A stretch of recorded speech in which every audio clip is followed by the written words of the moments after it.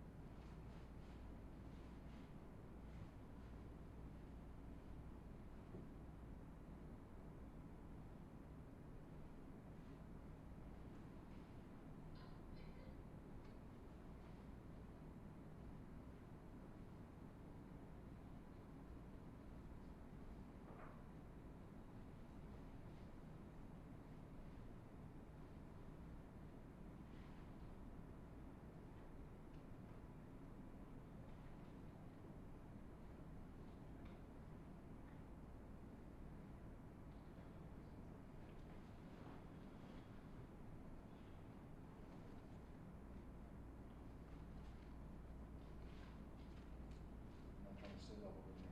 Chuck's kind of busy with the Oh, monitor, gotcha. so Sounds sit good. back. He's late. So. Okay, no worries.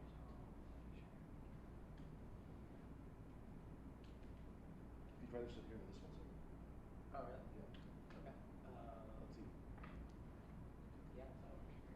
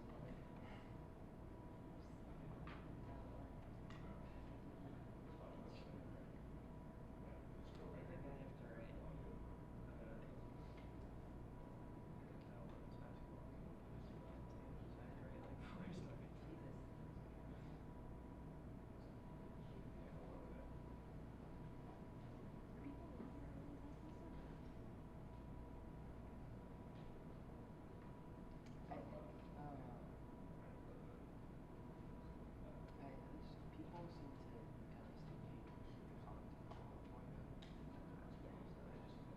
I don't really check analytics super often other than just like tweets to their socials and stuff, but I don't watch for anything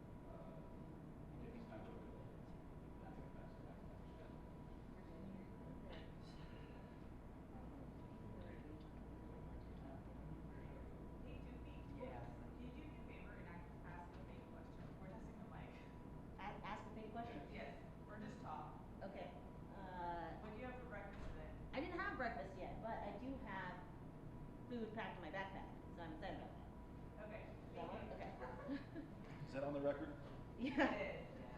I mean, I did not reveal what's in my backpack, what my exact food is, though. What do you For a 3-hour rest. I usually don't eat until like 11:30 brunch.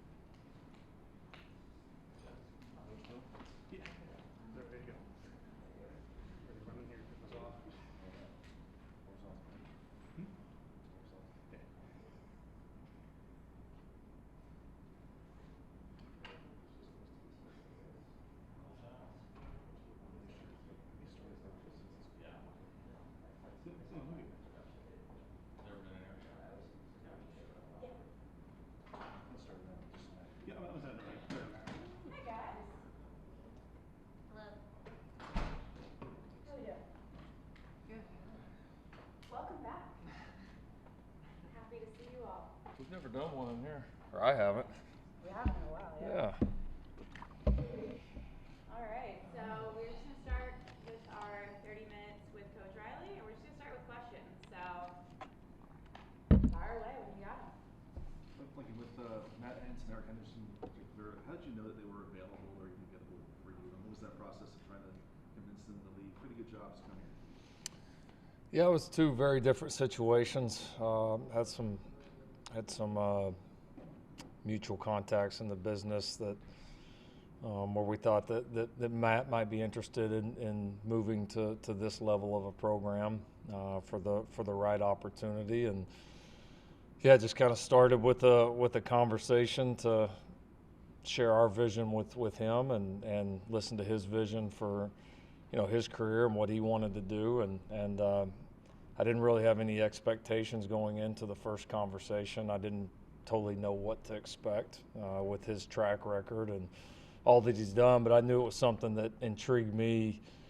I mean, the defensive impact and the linebacker development and all that was intriguing. There's a lot of guys that were intriguing from that standpoint, but you add in where we're at as a program, that we're still certainly on our climb and still building in a lot of ways. And when you think of programs across the country that have built a consistent winner, a culture of toughness, guys that have really, I think, developed players at a really high level. You think of North Dakota State, you think of the coaches that have been there, the players that have been there, and that's one of the ones that always came to my mind. So to be able to add him from that perspective just to our program in general, and not just our linebacker room or not just our defense, was, to me, made it a no-brainer if it fit for him and his family. And he was, and then it turned out after the first conversation, he was just as excited about it as I was. So that one actually moved along pretty quickly, which was great. And Eric, had some mutual connections with Coach Lynn. Another one that, with where he was at, you're the defensive line coach for the Rams. You're coaching with one of the best coaches in the NFL. You're coaching maybe the greatest defensive lineman that's ever played the game. I mean, there was a lot of, okay, does this fit as well? But, once again, that's why you have the conversations, and that's why you shoot big. And, we told everybody that's what we were going to do in the beginning. We literally started with rolled a whiteboard back there into my office, and we said, all right, well, our goal in the beginning was we had to find the right coordinator, and then it was we want to have the best developers. Who do we think are like the best developers of defensive talent, culture, like all of that? Who are the very best? We ended up with 7 names on the board, and it was kind of just the dream list, right? It was like, if you could get anybody, who would it be? And we ended up whittling it down to 7, and then we ended up hiring 4 of the 7. So we batted a pretty decent percentage. How's it in the short time that they've had Eric impacted you? It's been really, really good. A lot of it's been recruiting. So I've had a chance to be on the road with some of those guys, and even at the times when we weren't on the road together, you could feel the impact. I mean, when you go hire guys like this, people take notice. Recruits take notice. Our current players take notice. So you can feel kind of a shot of momentum in a lot of ways. I think that's exciting for everybody involved with this football program. And then it's been great here just the last couple of weeks to finally be able to all get in the meeting room together. I mean, really, with Eric, with his season going on so long with the Rams like it did, it was until after all of the January recruiting period before we were able to actually get everybody in there in a room and start installing and going through it all. So that part's been great. There's a lot of cool kind of synergy in that room already. A lot of very creative guys, a lot of guys from different backgrounds, and then I think Coach Lynn up to this point's done a great job managing and bringing that room together. Lincoln, obviously, you bring in Dan, a month or so before you meet Eric, and Eric has that co-defensive coordinator title. What did you see about Dan's, willingness to work with him, split responsibilities there, kind of, because we assume that, this defense was going to be Dan's vision, and how does Eric kind of fit into that? Well, the defense is Danton's vision. Danton's a defensive coordinator. I mean, there's no split duties there. I mean, he's the defensive coordinator, and he's gonna set the direction. He'll be the ultimate decision maker in that room. Now, bringing in somebody of Eric's caliber, we would be crazy to not lean on him and his experience. His track record obviously speaks for itself, and so he certainly we felt like he was very deserving of that title, and certainly we're going to lean on him just like we're going to lean on all of the other guys in the room, and that's what's fun for I know Danton's really excited, and you guys will get a chance to visit with him here later, but you look in that room and it's like, all right, you had a defensive coordinator in Doug Belk, you had a head coach in Matt Ince, you had somebody with Eric's experience, obviously bring back Sean Nua, who we all think a lot about. I mean, it's like you got a lot of really good minds in that, and a lot of guys that have seen a lot of guys that have been responsible for a lot. So, and that's a great feeling for a coordinator when you feel like you have guys in the room that are going to be able to give you impactful feedback and are not just yes guys. And I think that's important. But you got to have guys that at the end of the day they walk out of the room on the same page, which we will. And then you got to have a defensive coordinator and Coach Lynn that's that wants to bring in that caliber of guys and wants to listen and wants it to be very collaborative, and it will be. And so, I just think it's fit well together, and he's got a great personality to really mesh the room. When you talk about developmental coaches, how do you assess that when you look at it in terms of finding the best? Well, I think you look at the production of the players that they've coached over time. Like, to me, anybody can get this one great player, and yeah, sure, you were good and productive while you had this one guy or this one set of guys, but who's been able to do it consistently over time? And that's what we really looked at, was guys that had impressed us from afar, whether it was from a coordinator job or it was from coaching a position that you felt like their experience level added up, the production over time of their players year after year was at a high level, and I think that's been the easiest way for us to assess it. You know, a lot of these guys we had mutual connections with, and that certainly helps when you're talking about the character of the guy, when you're talking about how well does he fit in the staff room with everybody. So there's a lot that goes into that assessment, and then certainly, obviously, the recruiting piece is a big part as well. But you know, the development side for us was huge because I think we're at a little bit of a point in the program where we're starting to, I think, not get away, but probably evolve a little bit away from the transfer portal and starting to get more into really building through high school recruiting. But the only way that model works is you got to have what I think, you know, you go get the best developers of talent and you give the best high school players a reason for why they would want to sign to USC and not just sign here, not just come here initially, but hopefully for the large majority of those guys stay here throughout their careers and get on that climb. And when you have great developers, that's how you put that together. And so, you know, in putting this staff together, we've tried to keep that in the forefront of our minds, because we knew, listen, at some point we knew we wanted to push away from the portal much more than we did the first few years. And I wouldn't take back anything that we've done the first few years. I think we did what we had to do to get this thing competitive. But in the long run, we want developers, and we want the majority of our players that start their career and end their career in this football program. Eric was someone who had a lot of success with the Rams, coaching a big group over there, and our team kind of on an upward trajectory. What did you guys pitch him to come here? And was there any doubt on your part of being able to land him?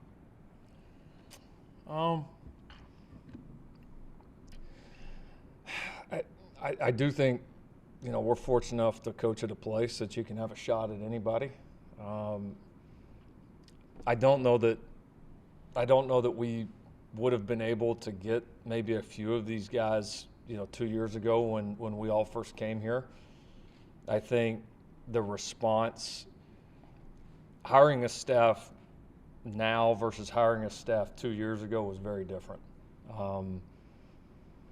I feel like when we took the job 2 years ago, it was seen as, I know us taking this job surprised a lot of people.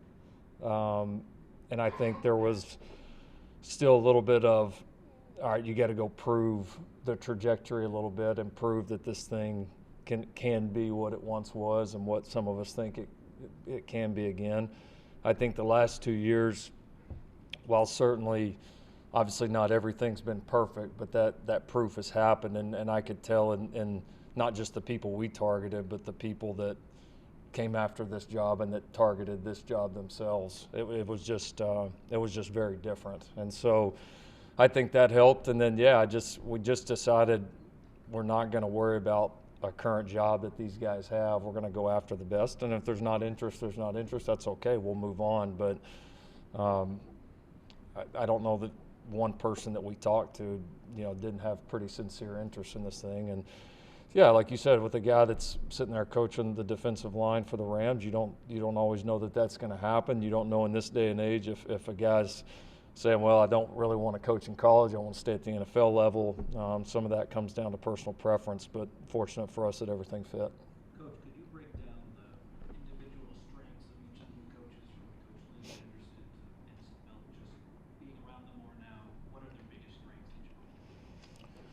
Yeah, I mean, I think, you know, Coach Lynn, you know, the thing that I was most impressed about when we first talked was I think he's a really, really tremendous teacher. As he kind of regurgitated to me, you know, how they install, how he teaches the positions, how he teaches the coaches. You could tell it was really well thought out, and it matched what I'd seen on tape in terms of the production of the players and of that defense as a whole. And he's got I think a real calm, patient demeanor, and I think will do a great job, like I said, of bringing the room together. You know, I mean, Coach Entz just, a real hard-nosed toughness about him. Obviously, great experience at all levels of a college football program. I think, really understands and sees the game in terms of all 11 on the field, and brings just great overall perspective. Eric has a great energy about him. That you can feel already. You can feel it within the program, can feel it in the defensive line. There's an energy and a confidence about him. I think that's really, really exciting, and also I think has a really, really good football mind as well. Will certainly bring a lot of great ideas and thoughts. And then Doug, again, another guy that obviously understands all 11 very well. I think an excellent teacher in terms of the secondary. Tremendous, I think, with the relationships with his guys, but he from what I've seen up to this point, he does a great job, which sometimes can be tough for a coach, of having the personal relationships, being able to relate to guys, all of that, but also holding them accountable and being firm in the areas that are very important. And I've been impressed with his ability to manage that here up to this point. Going through this process, what's changed about the way you think about defensive football? What's most important? Where the emphasis needs to be? Just things you weren't thinking about maybe a year ago now are priorities. Oh, I mean, I think certainly in a little bit of a response to the changes in college football. I mean, I think the development piece to me, which I know I spoke on earlier, really sticks out. I mean, because everybody thinks, well, all right, you just got to go get the right fit schematically that you think's right. Like there's way more to it than that. It's gotta fit within how you're trying to build a program. And again, I go back to, what do we want to become? We want to be a team that's largely based upon recruiting young guys, bringing them into our program, building them from the ground up, and the only way that you're going to do that is, again, you got to have elite developers. And so that, in a lot of ways, was the scheme part was important. I think being able to adapt to the players that you have year in and year out and the different challenges you see week in and week out offensively, and being able to create challenges for those offense, like all that certainly was very important. But I think that the developing and the teaching of these guys, to me, was critical. I just think that's where it is. I think that can be our advantage. I think we have a staff right now that takes a backseat to no one, period. I believe no one in football, not just college football, and that was kind of the goal, and that's why we went after the guys that we went after. And so, I think when you take a step back and you start to say, okay, if you're a defensive lineman right now, like, all right, well, you can come to USC, you can get one of the best degrees on the planet, and you can get coached by a pair of defensive line coaches that, I mean, show me another pair at any level of football that have the resume that Eric and Sean do. Like, okay, that's a pretty good start. That's a pretty good start. That's not just a reason why you would come to USC. That's a reason why you would come here, stay here throughout the length, get developed, and then what do you become in that mode and that culture with those coaches in 3 or 4 years? And that's the more that we can do that, bring in the right guys, have a chance to develop them with the guys that we have, that's when the program really builds, And one group, I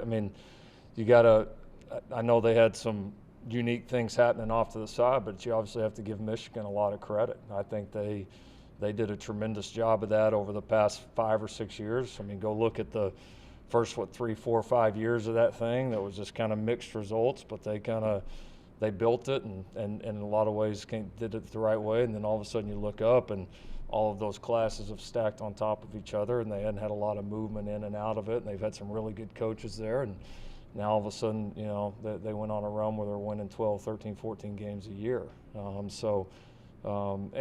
there's a lot of parallels between, that job and that program 6 or 7 years ago and this one, in terms of one of the historically really, really, really good programs that had some down years and had to fight its way back to the top. And as a follow-up, we talked in December about needing to get bigger up front. Was there a point last year where that really resonated with you and you realized that whatever the emphasis was that needed to change and needed to be about bulking up even bigger? Yeah, I think definitely in the second half of the season that certainly showed up. We played we played a pretty tough stretch of games there in the back half of the season.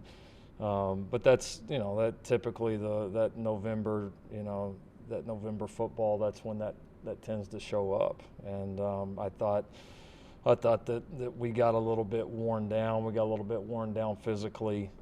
Had some games, obviously, that we didn't stop the run very well.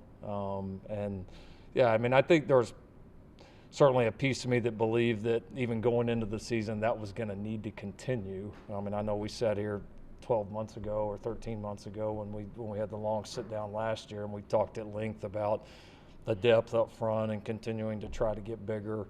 I think certainly just throughout the second half of the season, feeling like that we had to really make some real drastic changes there in terms of the body types to be able to play the way we wanted to play.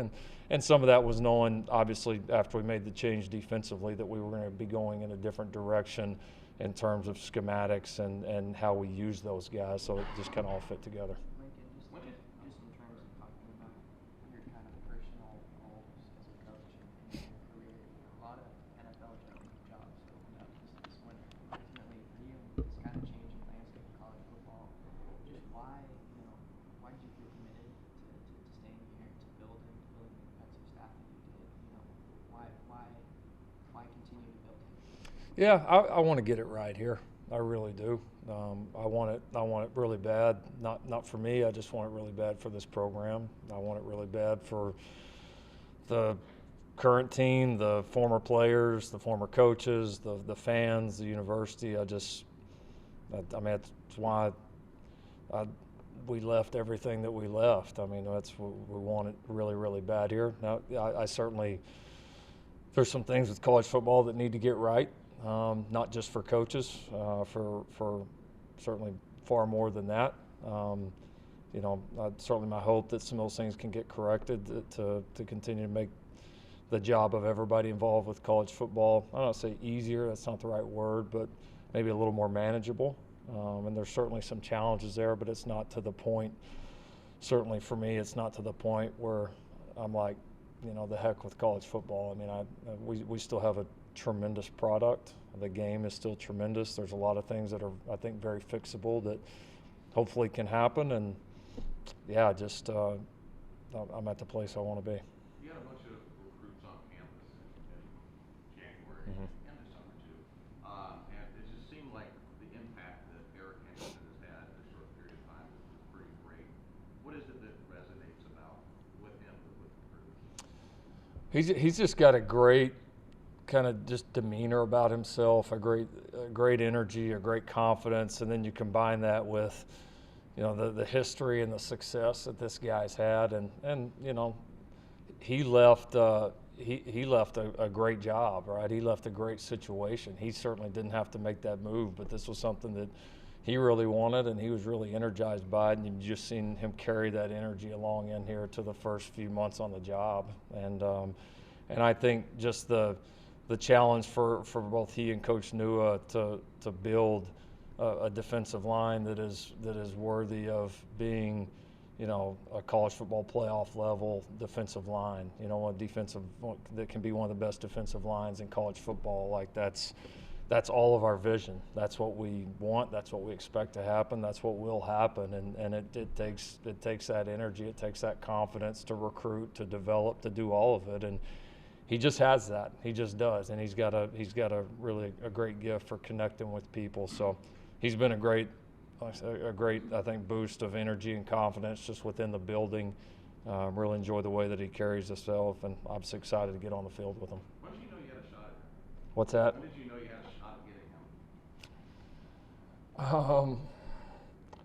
getting him? I felt like after our first conversation that, because he expressed some interest in potentially wanting to get back into college one day, and so you could tell pretty quickly with the guy if there's legitimate interest or not. And I knew there was interest right in the beginning. I knew And again, I mean, if there's interest in college, I mean, this is about as good as it gets. So, I mean, that's, I felt like there was a real shot. I think the toughest thing was, again, he's working for a great guy, and Coach McVay, and working for a great organization there with the Rams. And so I know leaving them was tough, but the more we talked, I felt like this was really where his heart was. Coach, what went into retaining John Newman, the one Polo staff last year? Yeah, I mean, some of the other pieces, fell into place there pretty quickly. I mean, we obviously, we knew pretty quickly that we were gonna, obviously we made the coordinator change in season. We knew pretty quickly we were going to do something different in the secondary, and then a lot of times with the coordinator deal, we knew pretty quickly we were going to do something different at linebacker as well. Both. There were some tough decisions on the front piece of it. I knew probably deep down that we probably would make at least one change there, and we had a couple of great guys, and Coach Manning had done a tremendous job in recruiting, and so there were some tough decisions to make. I mean, there's no question about it. But once Eric was on board, we kind of started looking at, okay, who would best fit to pair him with, because we know we're going to have two different coaches on the defensive front. I think you need it from a numbers standpoint. I think you need it in recruiting. And, just the more kind of stepped away and thought about it, felt like, Sean's experience, felt like the tandem that we could create with those two would be really formidable. And had some really great discussions, very positive discussions, and Sean it just fit. It just did. And so I know Sean's energized, excited about it, and it's going to be fun to see those two guys working together. Spring. What's that? This is more related to spring, but with Zach running track and Deuce playing baseball. Yep. What's their availability going to be like for spring? Are you going to have them on? Yeah, they're not going to miss too much football. The sports are very, very different. Where Zach's going to run some track, going to try to qualify for some of obviously the bigger meets down the line, but he won't be running, I think, a quote-unquote full track schedule. So his availability will probably be a little bit more smooth than Deuce's. Baseball is certainly more of a challenge. We've obviously had pretty good experience with it with a couple of guys in the past, but so it's very doable.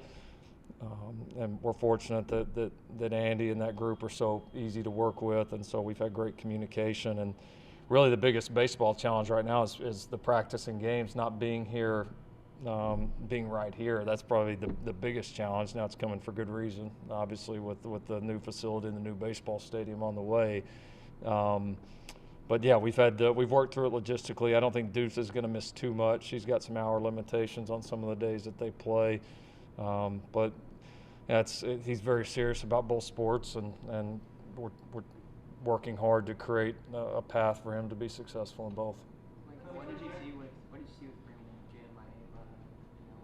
Do you view Miller as the starter going into the spring? How do you see quarterback room shaking out? Yeah, now we wanted to add a young guy, but we wanted to add a young guy that had played. That was the number one thing when we decided to take a portal QB that we felt like we needed to address. And so we felt like we needed youth, but somebody that could also really come in here and compete for the job. And yeah, Jaden, we thought just kind of fit that bill more than anybody else in the portal. After the way Miller played in the bowl game, and not just the way he played that night, but really handled those 6 weeks, felt extremely confident in him, and really felt like there was not much of a need to really pursue anybody that was older. And so that kind of just played itself out. And yeah, I was impressed with what Jaden did. I think played 9 or 10 games there at UNLV and did a tremendous job, and think he's got a lot of great ball ahead of him. So, we're going to let those guys duke it out. I mean, that's kind of what it's all about. But I think there's 2 starter-level players in that room, two guys that have kind of proved it in different ways already, and they're both going to certainly get their shot here. Coach, with D'Angelo specifically, obviously you got to It's see okay. most of last year when UCLA held you guys to 3 rushing yards. So I'm curious, how much of a factor was that performance in the decision to move on? It's one game. I mean, they defensively obviously played very well, and we didn't play very well. But it was, I would never base something off of one game. I mean, I knew coming into that game that just you could tell watching on film that it was a very, very different defensive unit from the one we had played 12 months ago over at the Rose Bowl. So, just the overall impact on the season. And the season that they had defensively, and how I thought some of the individual players that weren't necessarily strong players the year before, all of a sudden now they are. Just you could feel the difference that he made, and I would just say probably just validated, the obviously tremendous job that they had done. Thank you, Coach Riley. All right, thanks everybody. Thank you.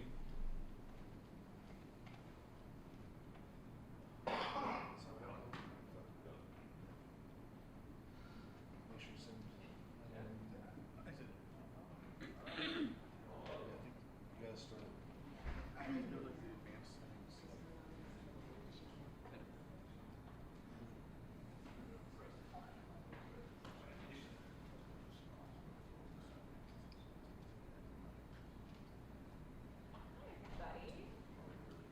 All right, so for every coach moving forward, if you guys could say your name and your outlet when you ask your question, just so everybody can get familiar with you. And I am thrilled to introduce our defensive coordinator, Dan. Very nice to meet you guys. Hey, Coach, Connor Morissette with USCFootball.com. Now that you've had some more time to be around the team, I know your scheme, you preach versatility, you want guys to do different things. Last year at UCLA, the front, the defensive line, that was clearly the strength of the defense. What do you think the strength of USC's defense will be going into their next season, and how does that affect the X's and O's, how you're going to play schematically? You know, it's kind of tough to tell until we actually get on the field in spring. I do think that this is a well-rounded team. You look at some of the pieces that we have in the secondary that you like. You have some experience at inside backer, and then you have a lot of depth up front. As far as what's going to be the strength, I think maybe after the first couple of weeks of spring, we'll have a better idea. Yeah, Antonio Morales from The Athletic. What were the specific traits you were looking for when building up the staff? Really just versatility, experience, and good people. I think I don't think I know all of our guys on staff. They're just as good as people as they are coaches. You have guys that have all types of experience. You have head and coaching experience. You have coordinator experience. You have NFL experience. So I think it's a very diverse staff. Lincoln mentioned, Luke Evans, one of the county register.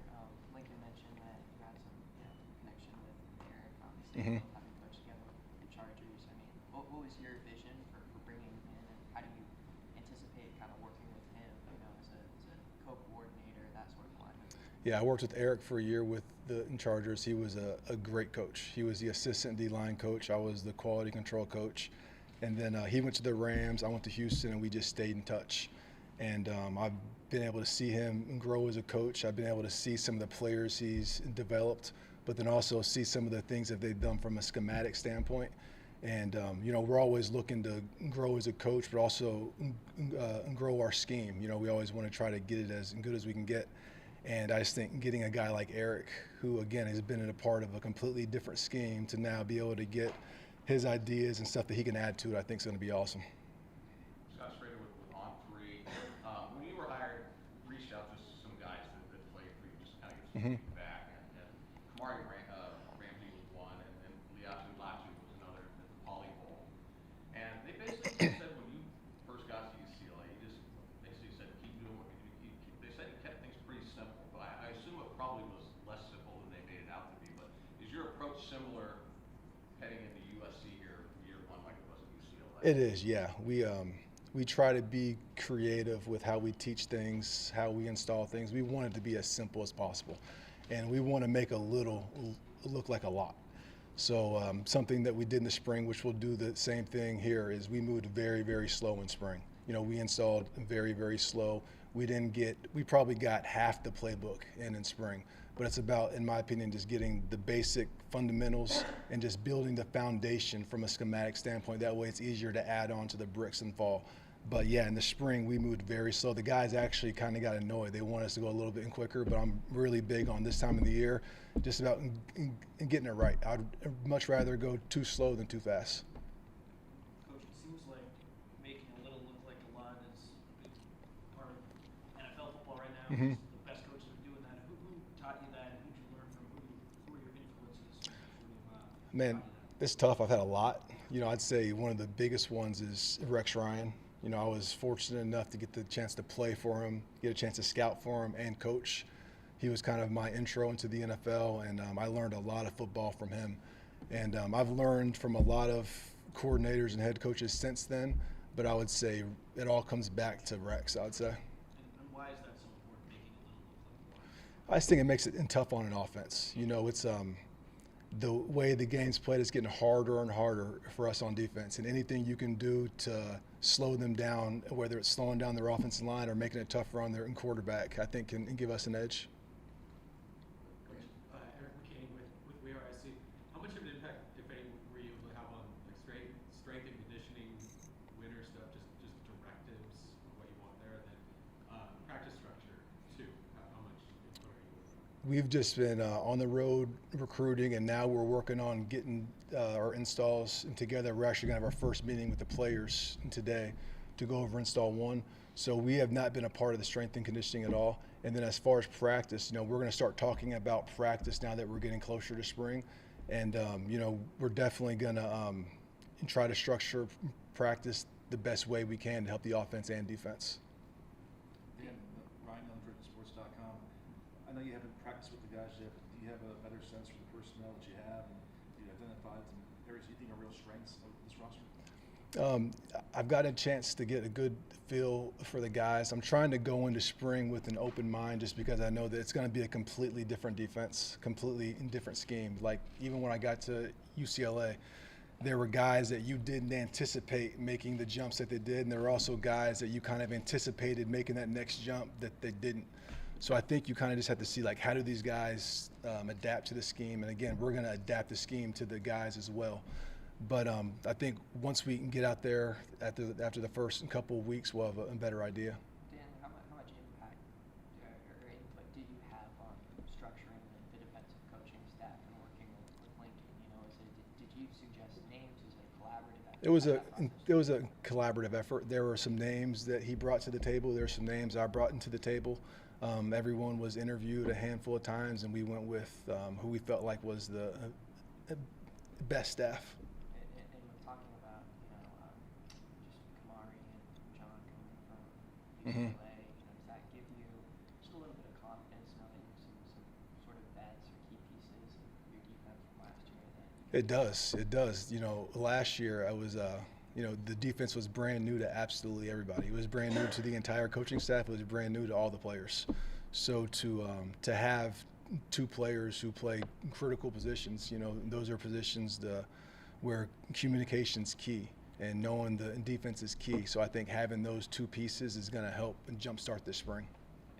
There's a lot of experience in the coaching room with you. What jumps out so far about how you guys have been able to communicate and work together? It's a lot of really good guys, and it's a lot of guys that put the team before their ego. Everyone in that room has had success doing things their own way at their own schools or their own NFL teams. So to take guys with that level of experience to come into a room, and we have to come up with one way, and it's not going to be everyone's way, but I think everyone's been doing a really good job as far as just putting the team before ego, and we're just trying to find the best way regardless of whose idea it is. Coach, you installed a new defense at UCLA last season. What did that experience teach you that you can apply and maybe do a better job at USC this spring and this fall? Taught me a lot. It was my first time working with college kids, and the one thing that I learned fast is that you can't assume anything. In the NFL, there's a certain level that you just assume that the guys know. In college, you don't know these kids' background at all. So I feel like it made me a way better teacher because you really do have to assume that these kids don't know any football at all, and you have to coach the room as if they don't because there's probably someone in the room who doesn't. Coach, you obviously only at UCLA 1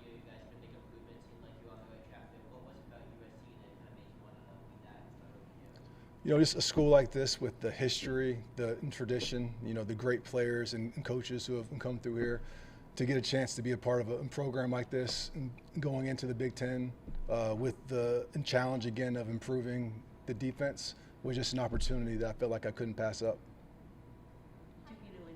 2 feet with the LA Times. Lincoln was talking about the importance of development, especially with these assistant coaches. Just how big is that, especially for you guys as a staff and just kind of in the scope of college football, making sure you guys are good developers? It's huge, you know, especially when you're recruiting high school kids. You know, you get these kids out of high school, they're nothing like they're going to be when they leave and go to the NFL. So the development's huge, but it's not just the physical development. I think it's the mental aspect of it too. You know, I think expose them to as many things that prepare them for the NFL as we can from a schematic standpoint, from the way we teach, the way we install, the way we walk through. The more we can do to these kids, the earlier, I think, the better. What about the staff stands out to you about, you know, we're good at developing because of this? Like, what quality makes a good developer? The quality, I say, makes a good developer. I say all of our staff, they're super detailed. All of them, again, I keep on saying this, but it comes back to being good people. A lot of it comes down to trust. You know, a lot of development is trust between the player and the coach.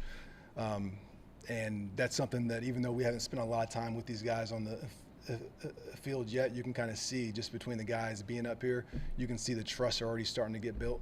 But I would say that's one of the biggest factors in it, because you could be the best coach in the world, but if you don't have that trust between you and the player, then he's not going to open up the opportunity for you to develop him. Let's talk about your history with Eric a little bit.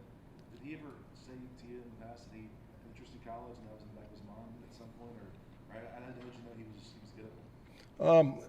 Before he was with the Rams, I knew he came from college, and you know, me and him, we hang out every offseason. We've talked about it here and there, and I've always known that he's a guy that can coach in the NFL or college, and that if he got the right opportunity, he could succeed at both. So when the opportunity came, I knew a phone call wouldn't hurt. The worst he was going to do was say no.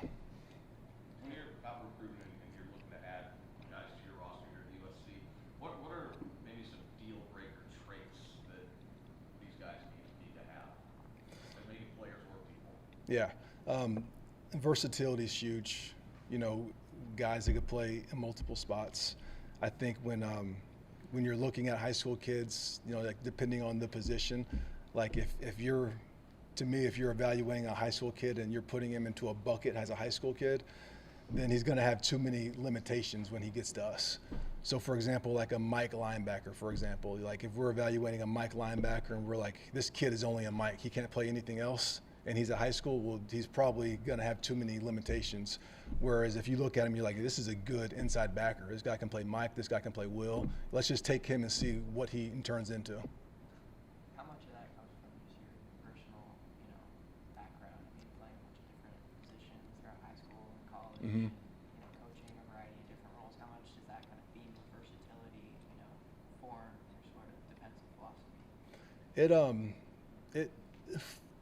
It forms it a lot. I think that I've had to do a good job as far as like taking a back seat and getting a lot of advice from the other guys on staff, because I've had a tough time personally evaluating some high school kids, because I was so used to looking at college kids, and you're evaluating kids for the draft. You know, you're drafting guys that you looking to plug and play. You're not drafting a corner that you want to play in 4 years down the road, you know.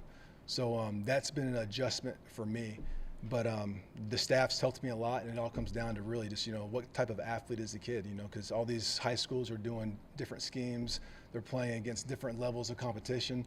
So sometimes it's hard, you know, so you really have to do a good job of just evaluating just the athlete and trying to project, all right, how can that athlete translate into this in defense?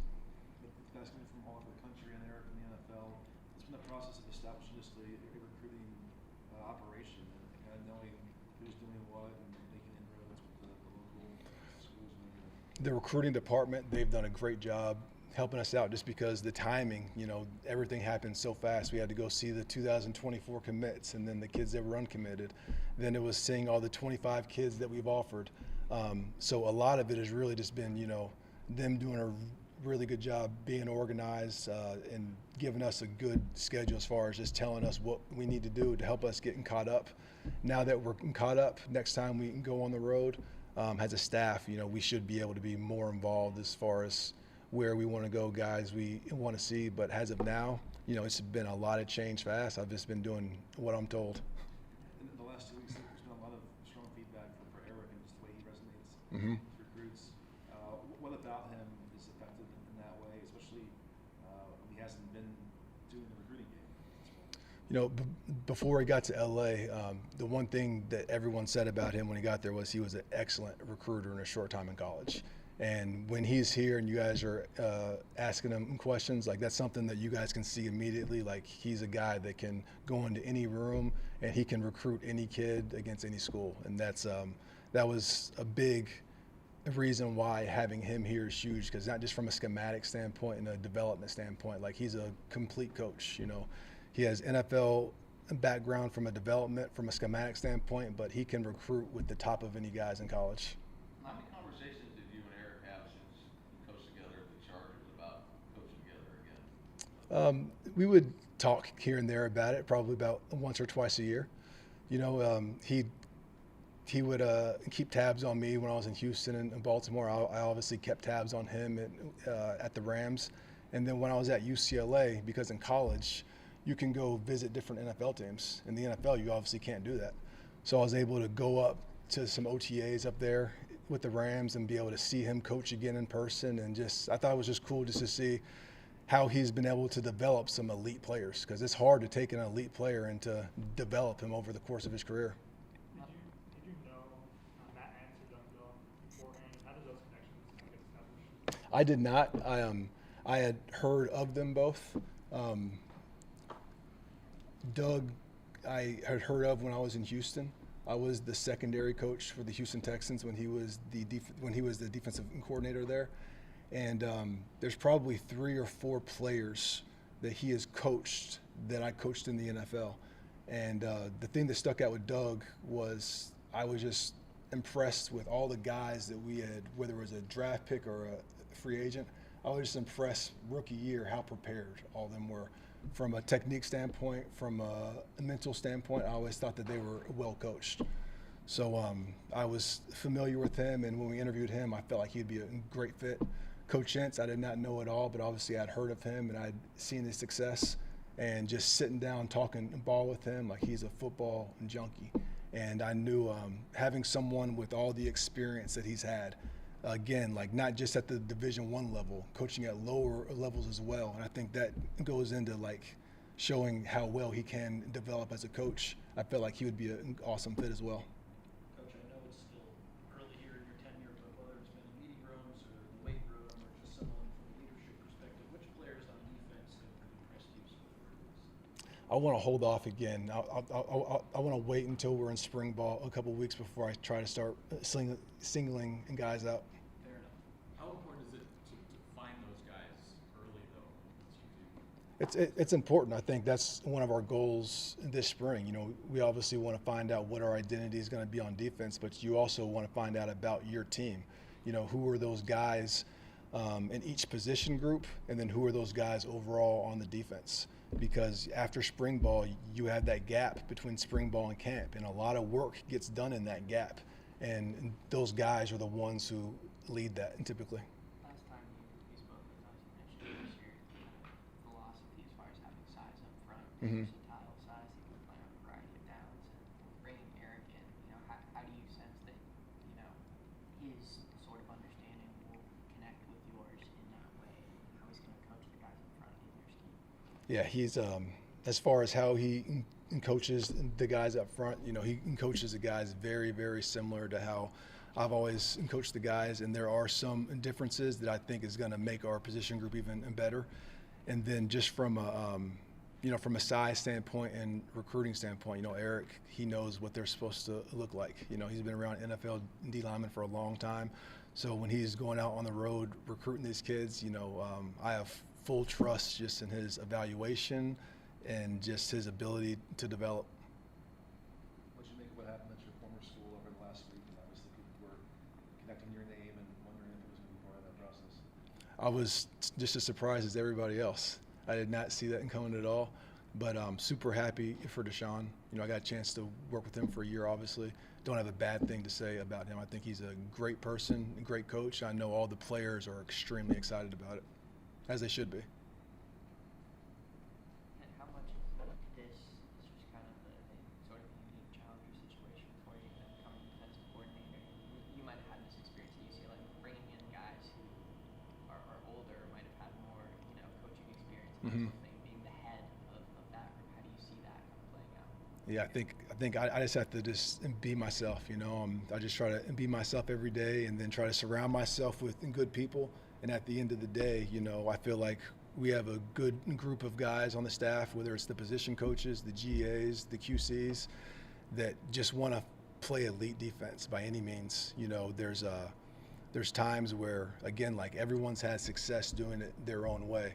So it can be hard at times to do things a way that you haven't done, whether that's me or whether that's a position coach. But at some point in time, all of us have conceded to something, even me, because again, it's not about my way. It's not about Coach Henderson's way, Coach Belk's way, or Ence's way, or Sean Anua's way. It's about our way. And again, the key to that, I think, is just, you know, putting the team before your ego, and that's easier said than done. But we have a group of great guys who've been doing that every day so far. You're relatively new in college and now relatively new as a coordinator. How important was it to get some assistants who have more experience than you and kind of like lean on them the way they lean on you? Super important. You know, we wanted a very diverse staff. You know, there are things about college that are very different than the NFL. And last year, I learned a lot. I'm still going to learn a lot more in this year, you know, because there's still some things that I didn't see. So having guys like Coach Belk and Coach Entz, again, who have coordinated, Coach Entz has been a head coach. Having a guy like Coach Nua, I think keeping him on staff was big just because, again, having someone else on staff that's somewhat familiar with the scheme. It's not the exact same scheme that Nua did with Mike McDonald at Michigan, but it's similar. So having someone that just knows where that scheme comes from has helped speed up the process as well. And you've emphasized that flexibility is a big part of what you're building. But what percentage of the scheme and what you're going to do do you already know? Is it like 80% I know we're doing this and another 20%? I would say a majority of the scheme we know what we're going to do, and then once the scheme is set, the scheme has flexibility built in within it to where we can kind of adapt and tweak and, okay, like how can we take this scheme and cater it more towards these players? So you could take the same scheme and we could be here for 5 years in a row, and it might look a little bit different each year, but it's the same scheme. How much of it do you trace back to Mike McDonald and It's been a little bit of everything. So there's definitely a Baltimore influence. You know, there's definitely a Houston influence. There's a Rex Ryan influence. You know, there's a Gus Bradley influence. And then just from my time at UCLA, you know, there's a Ken Norton influence. There's a Brian Norwood influence. It's really kind of been just a melting pot of ideas from everybody. And I think, you know, over the years, it keeps on evolving and it keeps on changing each year. And, you know, I'm excited to see exactly how that looks this year. You know, we've talked about a handful of coverages so far, and there's already been things that we're doing different this year than we did last year that I'm excited about. what are the core tenets that you were consistent? Excuse me?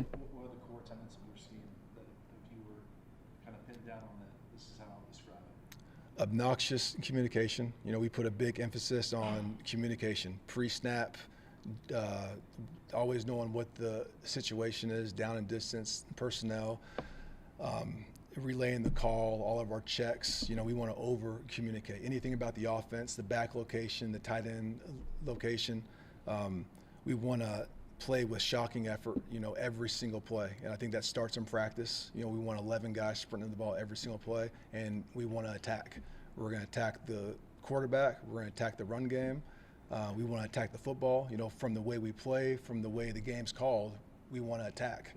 And those three things, you know, we feel like regardless of what scheme we're doing, that's going to elevate regardless of any scheme it is. And those are also three things that anybody can do. You don't have to be a 5-star. You don't have to be a senior. You know, everyone in our room can do all those things. So I think regardless if it's someone coming to practice, if it's someone watching a game, or if it's a opponent that's scouting us. Those are three things that I would want to stick out on tape. There's been a narrative that Lincoln Riley didn't take defense seriously. And what gave you the confidence to come here and work for him? His ability to score points on offense. You know, when you're playing defense with an offense like this, you know, that always makes our job a lot easier. But just through our phone and conversations, I could just tell that, you know, he is determined to change that narrative, and he's determined to play elite defense by any means. And I believe him, and I believe in him, and I believe in the staff and all the players, and you know, I'm excited about the opportunity to turn this thing around. Was part of the decision to coming here knowing that you would be able to also hire the coaches that you wanted, wouldn't have maybe any restrictions financially and so on? We had talked about that. I wouldn't say that that was a reason why I took the job. You know, I didn't get to bring anyone at UCLA, but by the end of the year, you know, that was one of the closest coaching staffs that I was on. So I love all those coaches a lot. So it's not like I was unhappy with that staff and wanted to work with a different staff. No, that's not the case at all. You mentioned having learned a lot through the process last year. To what extent did you surprise yourself with the results that you were able to get, the dramatic turnaround in just 1 year? And at what point did you realize, hey, this could be a top 10 national defense? You know, I don't look at rankings. I don't read about myself. I kind of just look at like the next week. And I think it was easier this year than it has been in other years, just because it was so much for me at once, between the recruiting, between coordinating, between managing a staff, between coaching college kids instead of NFL players. There was so much going on that it was very easy for me just to take it one day at a time. And that's literally all I did. It was kind of like one day at a time. And at the end of the year, I looked up and was like, damn, that's how it went. What are your goals for spring practice? If you accomplish X, you'll be satisfied. We just want to build the strong foundation of the defense. So, you know, we want to introduce the core concepts from a front standpoint and a coverage standpoint. We want to see what we're good at, so we can kind of see, you know, what's kind of the identity of this team going to be, and then we want to see who are the leaders going to be out of this group. And we feel like if we can leave spring knowing, okay, from an identity standpoint, you know, we think that we know we're going to be this type of team, and these are the guys we can count on, I think we'll be in a good spot. And what did you see in just the Holiday Bowl in general? And, you know, did that give you kind of confidence after seeing the performance of the defense throughout the year, seeing how that changed in the Holiday Bowl, that you were going to have the talent here that you wanted to kind of turn things around? The biggest thing I saw, I mean, the guys were flying around. They were playing fast. They were having fun. And I didn't know exactly what to expect from the game because I'd seen some of the practices before, but you kind of saw that stuff in practice.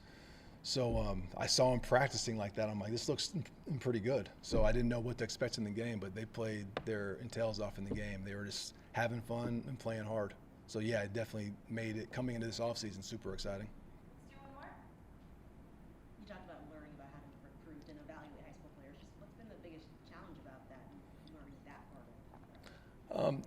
When you're evaluating guys for the draft, for the most part, you know, you're looking for guys that are going to come play for you right now. You know, a lot of times when you're evaluating high school kids, they're kids.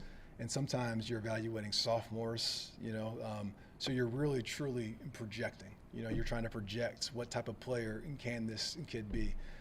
And it's just something that I hadn't had the experience doing. So it's been great for me just to watch a ton of tape, to spend a lot of time with our staff, to get their input on players, to, you know, to hear their stories about players that they've recruited that panned out, that didn't pan out, and why. So I just think, you know, the longer I do it, the more I do it, the better at it I'll get. Thank you, Coach Lynn. Thank you. Thank you. Thank you, guys.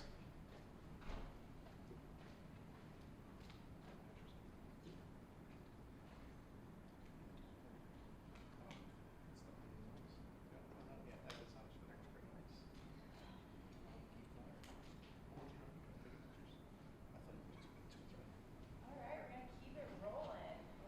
Just a reminder, when you ask your first question, name and outlet, that'd be super helpful as we get to know everybody. And I'm super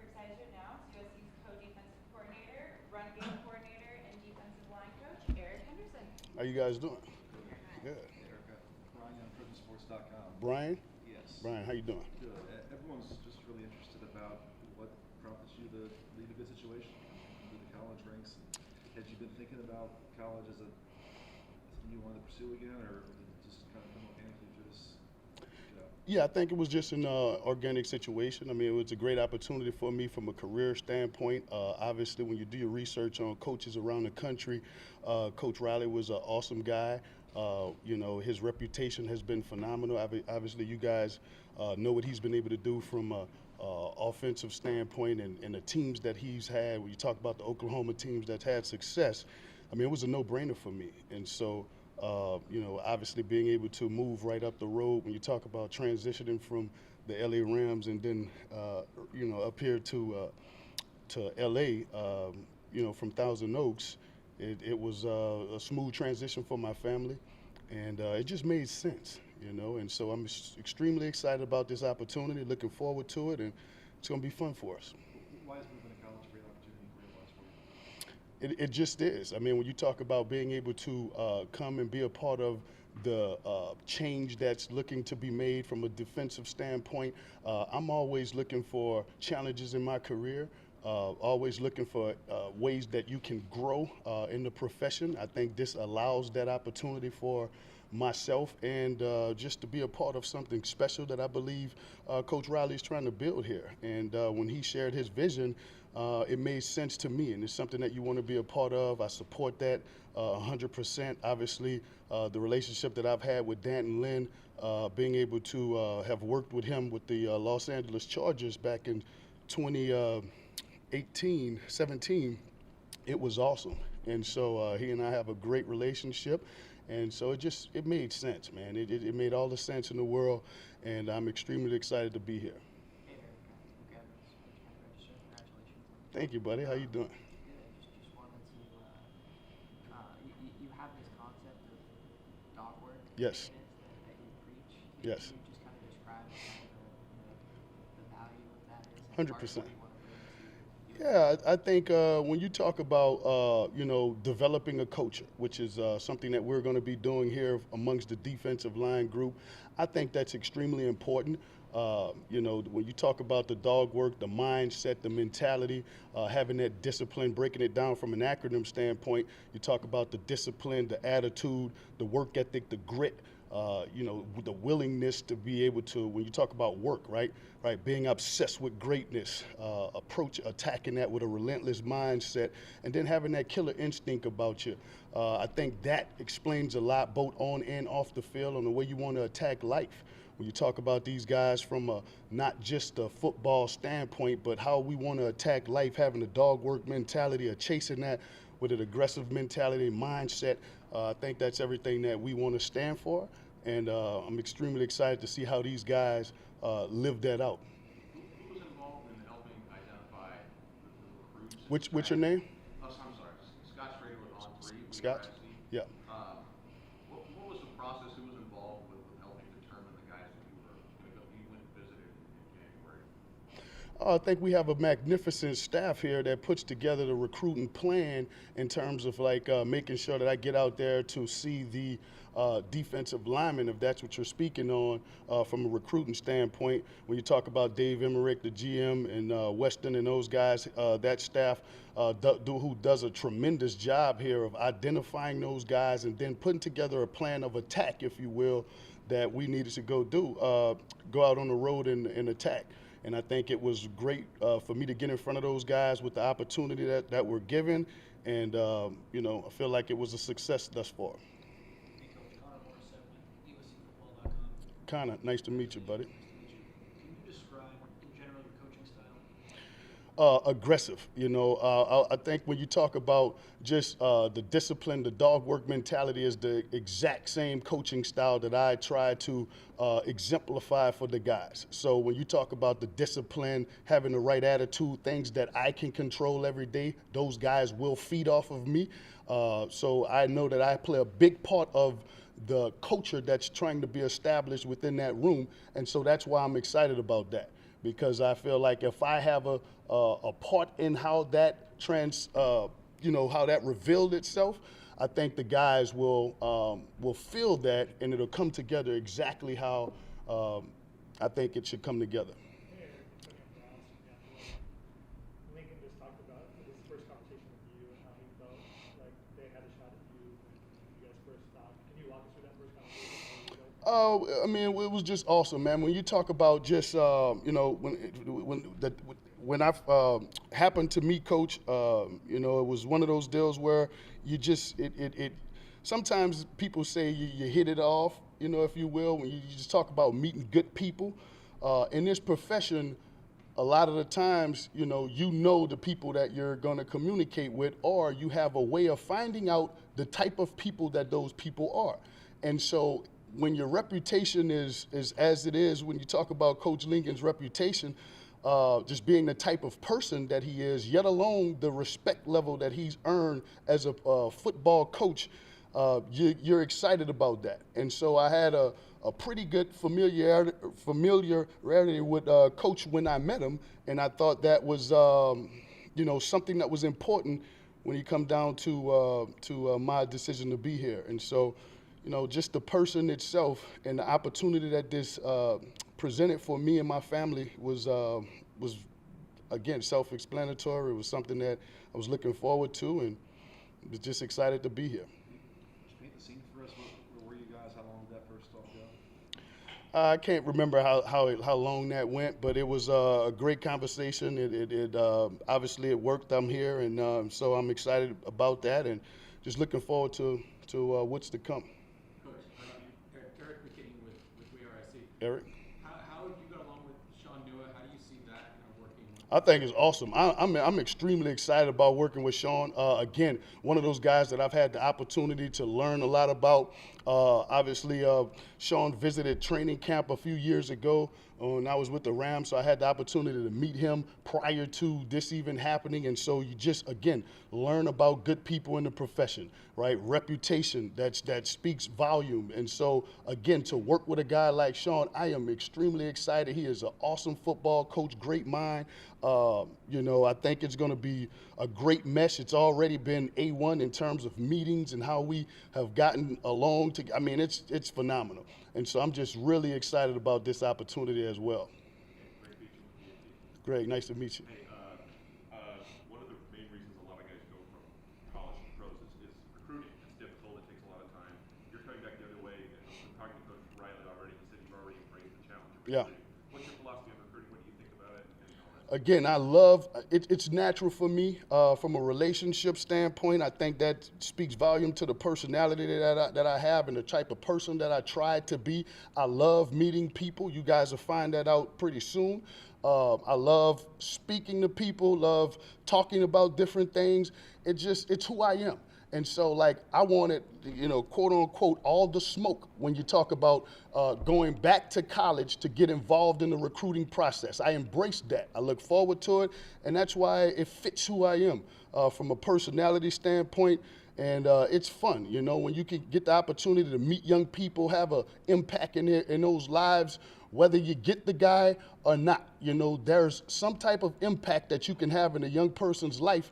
And to me, I've been blessed with so much throughout my life. Whether you come to SC or not, I know for a fact that I can affect you, bless you, and help you become better in some type of way. And to me, that's what I look forward to. So it's all good. 2-2 to win with the LA Times. You were talking about developing. Yeah. Just how important is developing for you and the staff specifically with Yeah. what this program is, and we've been talking about kind of like still climbing up. That's right. It's extremely important. Again, another challenge, right? When you talk about having been recognized as one of the best developers in the world, when you talk about the track record that I've been fortunate to have, or people have mentioned on the National Football, in the National Football League, having young guys and watching those guys grow, develop, have success. Again, and now you're getting guys that are coming out of high school that you get a chance to put the hands on those guys a little bit earlier than their time before the National Football League. And so that alone is another challenge, right? When you're getting guys that are extremely raw in a sense from a technique and base fundamental standpoint. So being able to have an impact in those guys' lives from that standpoint, I think, is the challenge that I embrace the most when it comes to the development process. And I embrace that as well, because I want to see and I want these guys to be respected around the country when you talk about how the USC defensive line, is going to perform, whether that be the young guys that are getting these opportunities to play. I want everybody to play. I think we're going to onboard some tremendous talent. And the guys that we have here, they're going to get better, and they're going to continue to get better. They're going to grow. They're going to understand ball. And all of that is part of the developmental process, but that's both above the neck and the physical attributes that you can get those guys to understand on the field. So. Do you have an idea of what you're even working with in terms of personnel? Like, have you met I do, and I'm still learning. I do, and I'm still learning. So I have a little bit of an idea from afar. I've been able to kind of start the process of getting familiar with all of the guys that we have on the roster as we speak. And so, and as we continue to move forward in spring ball, I'll get a better understanding of each and every one of our guys. And so I'm looking forward to that. Are there any deal breaker traits that recruits need to have in order for you to take them on your USC? No, people ask that type of question all the time. For me, you just have to be a deal breaker, right? You have to be a good person. That starts with, first and foremost. I like to look within, not just about what can he do on the football field, right? What type of family, that he comes from, whether that be like myself. I lost my mom when I was 9 years old, never met my dad a day in my life, and I turned out perfectly fine.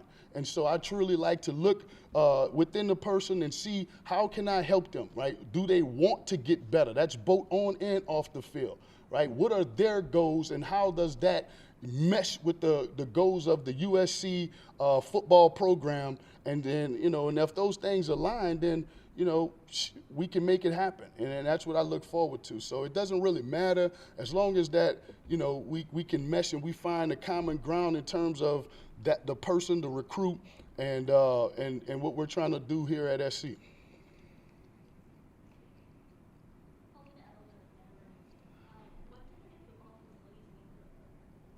Excuse me, Paulina?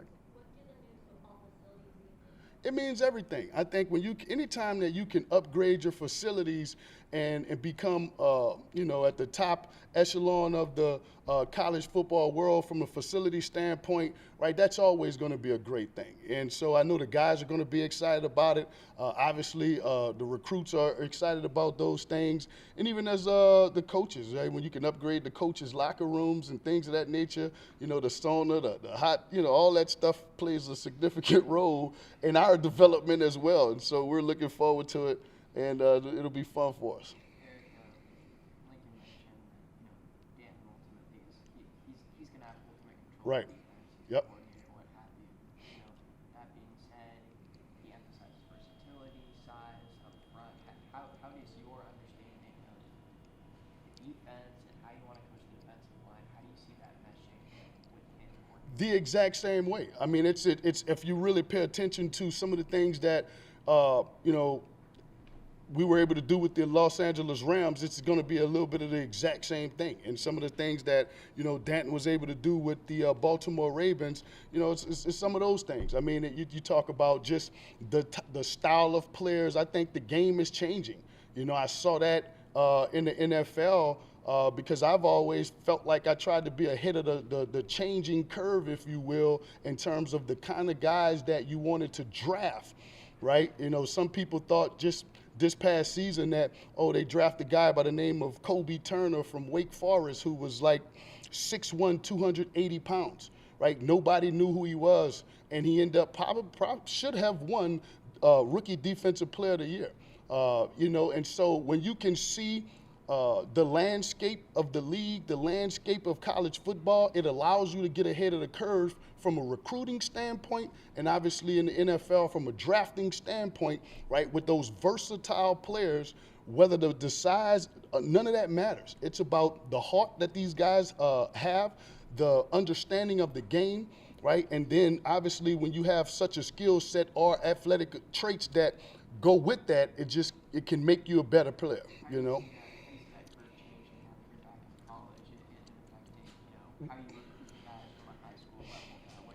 because those guys, they have more at their disposal from a training standpoint, you know, and if you see the curve in college, I mean, in the NFL, when you talk about the college players, right, it's obviously starting early when you talk about the high school players. So being able to get ahead of the game to recruit those types of guys, right, that's where I think, you know, the versatility comes from those type of players that you want to be able to onboard, and not just the old, hey, let's just go get this type of guy, whatever that is, right, and just say do this, do that. You want guys that can do a lot, right, and you have to have the mental capacity, the above-the-neck approach to the game, and you have to make your teaching style a bit simple so guys can play fast, which is the ultimate goal. And so I think when we can do those things, we'll have success. Are you able to have you seen it up with guys like Jade, Amasiri, and the guys Harlan and Right. guys like that to make comments on what you've seen out of the guys incoming guys? Yeah, but I still wouldn't feel comfortable making too many comments at the moment. If you talk to me after spring, I think it'll be, you know, fair for everybody. Yeah. Coach, Adam Blackford, Sporting Tribune. USC obviously has a long history with defensive linemen. You're going back on like a wild bunch in the 60s Yeah. and 70s. Seems recently with two blow-tubes to it. No doubt. So I'm curious, when you got here, did any former players kind of reach out to you? You know, you say that did any? Have you had any contact with any like former USC defensive linemen? I have not. You know, one of the guys that I've played with was an ex-teammate of mine, was Frosty Rucker, you know, that played here, and I played with Frosty with the Cincinnati Bengals. He was extremely excited for me getting the opportunity to be here, and so, you know, but I have not. You touched on your personal background, losing your mom early. Yeah. And dad. Who did you lean on? Who shaped you, and how did that kind of Yeah. shape who you are now? No doubt. Great question. I lost my mom when I was 9. Never met my dad a day in my life. You know, I'm the oldest. I have a younger brother, younger sister. You know, I went on to live with my grandmother in high school. And so I would like to pay a lot of, you know, respect to my grandmother from a shaping standpoint. However, she passed away my senior year at high school. And then my aunt that was living in the house with us kind of took over as custody, if you will. My freshman year of college, I went to school at Georgia Tech. My aunt passed away. And so I technically grew up alone in a sense. You know, if you really, you know what I mean right there, was in college. I learned a lot in college. I was probably spent a lot of my time in college worried about my brother and my sister who was back home with no parental guidance. And so that was probably the hardest part for me because I was fortunate to have the likes of a football scholarship with a lot at my disposal.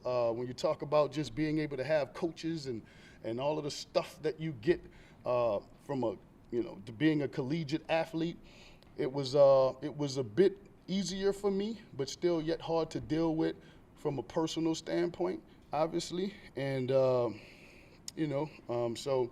I think it was just a lot of faith in God, man. Understanding that everything happens for a reason, but you know, I'm never left alone. I don't go through situations that I'm not fit for, and I understood that concept, and I think that was something that, you know, motivated me. I knew that the experiences that I had early in my life were going to lead to something special, and I believe at this point in my life, I'm beginning to reap the benefits of it. So if there's anybody out there that go through things and, you know, you start to give up because it don't work on your time, just trust the process and trust your faith and just know that it will happen for you. And I believe I'm a testament to that. And so. What was your role in helping your brother and sister do it the first times? What was my role? Yeah. I played the father figure. You know, I mean, I had to be there for them in every way possible. You know, sometimes it was a lot. It was more mentally draining for me than anything. My time in the NFL, would come home in the off season, and then I'm worried about, you know, my sister and my brother and making sure that their living conditions were okay. Same thing in college. My brother graduated high school. It was my senior year of college, and you know, I had to move him to Atlanta just so I can have a closer eye on him to get out of New Orleans, the family the company that he was surrounded by, it just made me feel a bit better so that I can finish school with a peace of mind and achieve the goals that I knew I had to strive for in order for my family to get where I wanted them to get, you know. And so I knew it was important for me to make it. Eric, when you look back on that period now, who you are as a coach, Yeah. as a mentor, how do you sense how that kind of shaped out? Well, because it's obviously it hardens your heart in a sense, but there's also so many experiences that you go through along the way, so many trials, so many tribulations, so many tests that you know, that challenges you. And so for me, you know, you're fit for everything in my mind. Right? There's nothing that I don't feel like I'm ready for when it comes to life. I understand that if anything happens, it's happening for a reason. Like, I mean, like it's gonna be hard. You're gonna deal with certain things. I understand that. And so when you just prepare your mind that way, I think it eases you a little bit. It allows you to deal with matters a lot better. Sometimes you don't feel so surprised in a sense, you know. And so, like, you know, that's how it works for me, man. You know, I'm just, you know, I'm tough, you know, and I'm tough, and I'm not just talking about from a physical standpoint, but mentally, you know. And I think that allowed my coaching style to develop to what it is. That's where the dog work mentality comes from, 100%, you know. And so, right, and I know that I can, you know, there's a lot of guys that you meet that go through similar situations, and you can relate to those things. And I don't shy away from that. You know, I used to be so afraid to talk about my life when I was young, and now it's like nothing, because I understand the importance of sharing my story with people. And if you can do those things, you know, you never know who you're affecting. And I understand that. And so for me, I just embrace everything. I want it all. And I know that I can be a factor in so many ways. And so that's why I do what I do. And in what ways does a kid, a five-star kid from South Georgia, benefit from coming here to USC play? Just from everything I just mentioned, when you talk about just having someone that sincerely cares because of the experiences that I've been fortunate to me, you know, some people may not call it fortunate, but now in retrospect, I've been fortunate to have experienced what I've experienced in life, you know, like, and not only the life benefits that you can get from a coach that sincerely cares, but also when you talk about just the football resume, right, which I don't like to speak on myself, so I'd rather you do your research from that standpoint, but I can help you in that matter. And I know that I can develop you from that standpoint, and just help you be a better person in life, as a student athlete, and you know, and I think that it's, you know, it's a no-brainer. And then when you talk about being here at SC, I mean, what else are you looking for? I mean, that's just, I don't see how you can go anywhere else in my mind, but it is what it is. Coach, who are some of your biggest coaching influences, whether it's from the Rams or when you were in college and previous spots? Yeah.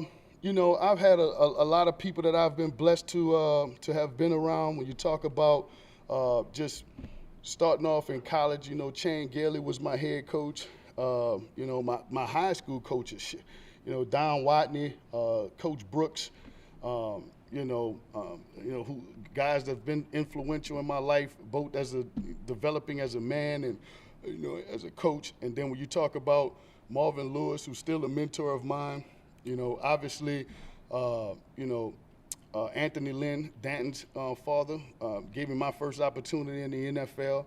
You know, I wouldn't be here if I didn't get the opportunity from Coach Anthony Lynn. And so, you know, and then that allowed me to meet, you know, I worked with Coach Giff Smith, who coached me in college, who just replaced me with the Los Angeles Rams as the defensive line coach, who's like a big, recruited me since I was in the 9th grade. All of my influences have been people that are dear to my heart. When you talk about Sean McVay, like, you know, just interviewing for 5 hours with Sean before he made me the defensive line coach in 2019, was everything. And so, and then sharing all of those experiences, winning Super Bowls together, learning so much about ball. I thank Sean. I just think the world of him. I think he can be a defensive coordinator and the offensive coordinator and can call both sides of the game at the same time. I do think that he can do that. As weird as that is, but he has that type of brain. I respect everything about him and what he's done for my career and my family, the Rams organization. But Gus Bradley has been awesome and influential into my development, both as a coach and as a person, the way that he just talks about life. So many people. I mean, I could go on and on, but I hope I'm not leaving anyone out, but I'm just so thankful for everyone that I've been in contact with that's played a significant role into my development as a person and as a football coach, and just thankful. Now, Dan, we've now seen him in this role, this capacity.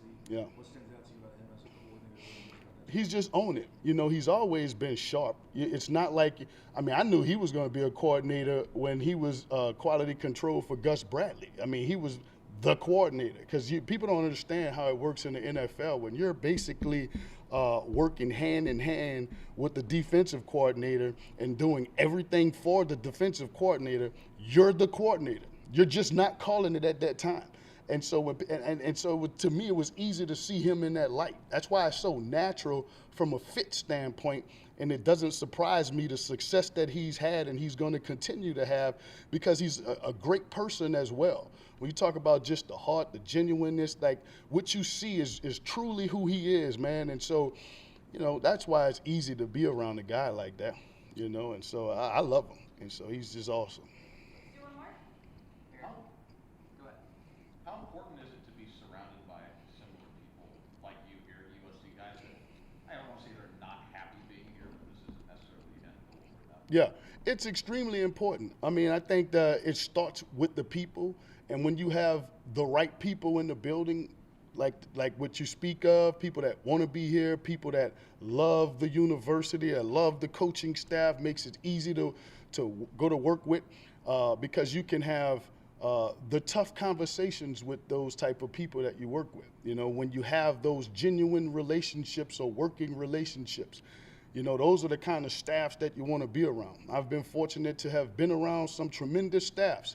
And when you talk about what it takes to win a Super Bowl or a world championship, the same goals that we're trying to achieve here to win a national championship, right? You got to have good people. And I think Coach Lincoln has done a tremendous job of putting those type of people in the building, whether it be academics, whether it be strength and conditioning.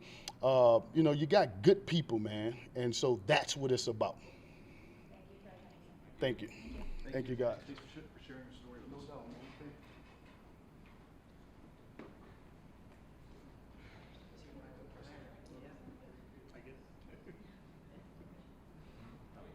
All right, we're gonna keep it moving and grooving. My reminder again, name and outlet when you ask your first question. And you're now to introduce assistant head coach for defense and linebackers coach, Matt Entz. How are we doing? Exciting to be here. Good to meet everyone. I'm sure I'll get a chance to have some one-on-one interaction with you guys as we get closer into spring and even into the fall. But real quick, excited to be here. It's been a fun couple months through the transition. Got out here a couple days, had an opportunity to watch some bowl prep. Went home for the holidays and then got right back out here, but fully involved with recruiting and now with player development and trying to get ready for, kind of an OTA pre-spring ramp up here. Anytime you have a new staff, there's new terminology, there's new things for our players, and trying to get them comfortable with the new vernacular, comfortable with the new coaches, so that way when we do get on the grass this spring, we feel like we can continue to improve the product that's been out there. But I'll open it up for questions. Ryan from sports.com made a pretty bold career move. At what point did you realize that you may have to take a step back and roll to maybe reach your broader goals in college football? Well, college football has become unique. The landscape has changed dramatically. in the last 5 years. There are opportunities, to continue to further my career as a head coach, but at the same time, you got to understand the power of the logo here at USC. To me, this is one of the 3 or 4 blue blood programs where when this program is operating at maximum capacity, it's good for college football. It's good for all things. And so to be able to be attached to Coach Riley, to the staff, to the vision of what Coach Lynn was trying to put together, kind of made me sit back and rethink a little bit about what my career goals were. Would I like to be a head football coach at some point again? Sure, but I enjoy the camaraderie, the cohesiveness, the development that goes on in a position room, and so I'm looking forward to kind of getting back to grassroots too. How surprised were people when you all around you? Probably. I don't think this was the job people thought I would leave for. There were some other ones out there that I think people tried to, connect the dots a little bit. Coach Riley and I had never really had a lot of formal interaction. We had a lot of mutual friends, and that's where this connection kind of took place, was through more of the mutual friends, him knowing somebody that I was good friends with and vice versa. Really, like I said, was not on my radar when this opened up. I was fortunate enough that Coach Riley reached out to me, and we started that conversation piece as we were kind of wrapping up our season or deep into the playoff run. Did you already decided that you were going to make a move at this time? You just didn't know what it was going to be? Or Say that one more time. Did you already decide you were going to make a move? No, I don't. You always. It's always great to be wanted. I think there was a couple opportunities out there that I was definitely gonna look into, and the USC one kind of threw a curveball at me. Was not prepared for Trojan football to reach out to me. Scott Schrader with On3 and USC. What gave you the confidence that this was the right place? Well, I think it starts with just some initial conversations with Coach Riley, realizing that there are great people in place right now. There's great support. There's great energy. The resources are all right here for this to be the program that everyone wants it to be. Live up to the caliber, live up to the standard that people want SC football to look like. So that was the first thing. Knew that I was going to a place where you had the tools to be successful and to do it quickly. I think in this environment, this landscape of college football, there's never been a time when you can't flip a roster or flip a mentality of a team quicker than you can these days right now. And then with Coach Lynn, had known about him, again, mutual friends. He worked with Gus Bradley. Gus Bradley is an NDSU alum. There was some connections there a little bit, and so all of a sudden to have an opportunity to work with what I thought was, someone that was on the cutting edge of maybe the next best coordinators out there. Why wouldn't you want to attach yourself with quality people, but also very intelligent people that understand the right way to do things? Do you feel like in some way you're both kind of betting on USC, but betting on yourself and just leaving North Dakota State and taking this job? No, I think there's always that angle. Probably with every job you take, there's a little bit of betting on yourself. I've had 7, 8 different jobs in my career, and they've all been great jobs for me. And all of them have allowed me to get to the next opportunity or create more opportunities for me. And so, sure, you can say I'm betting on myself a little bit, but I'm also betting on the bigger vision of what Coach Riley has going on here.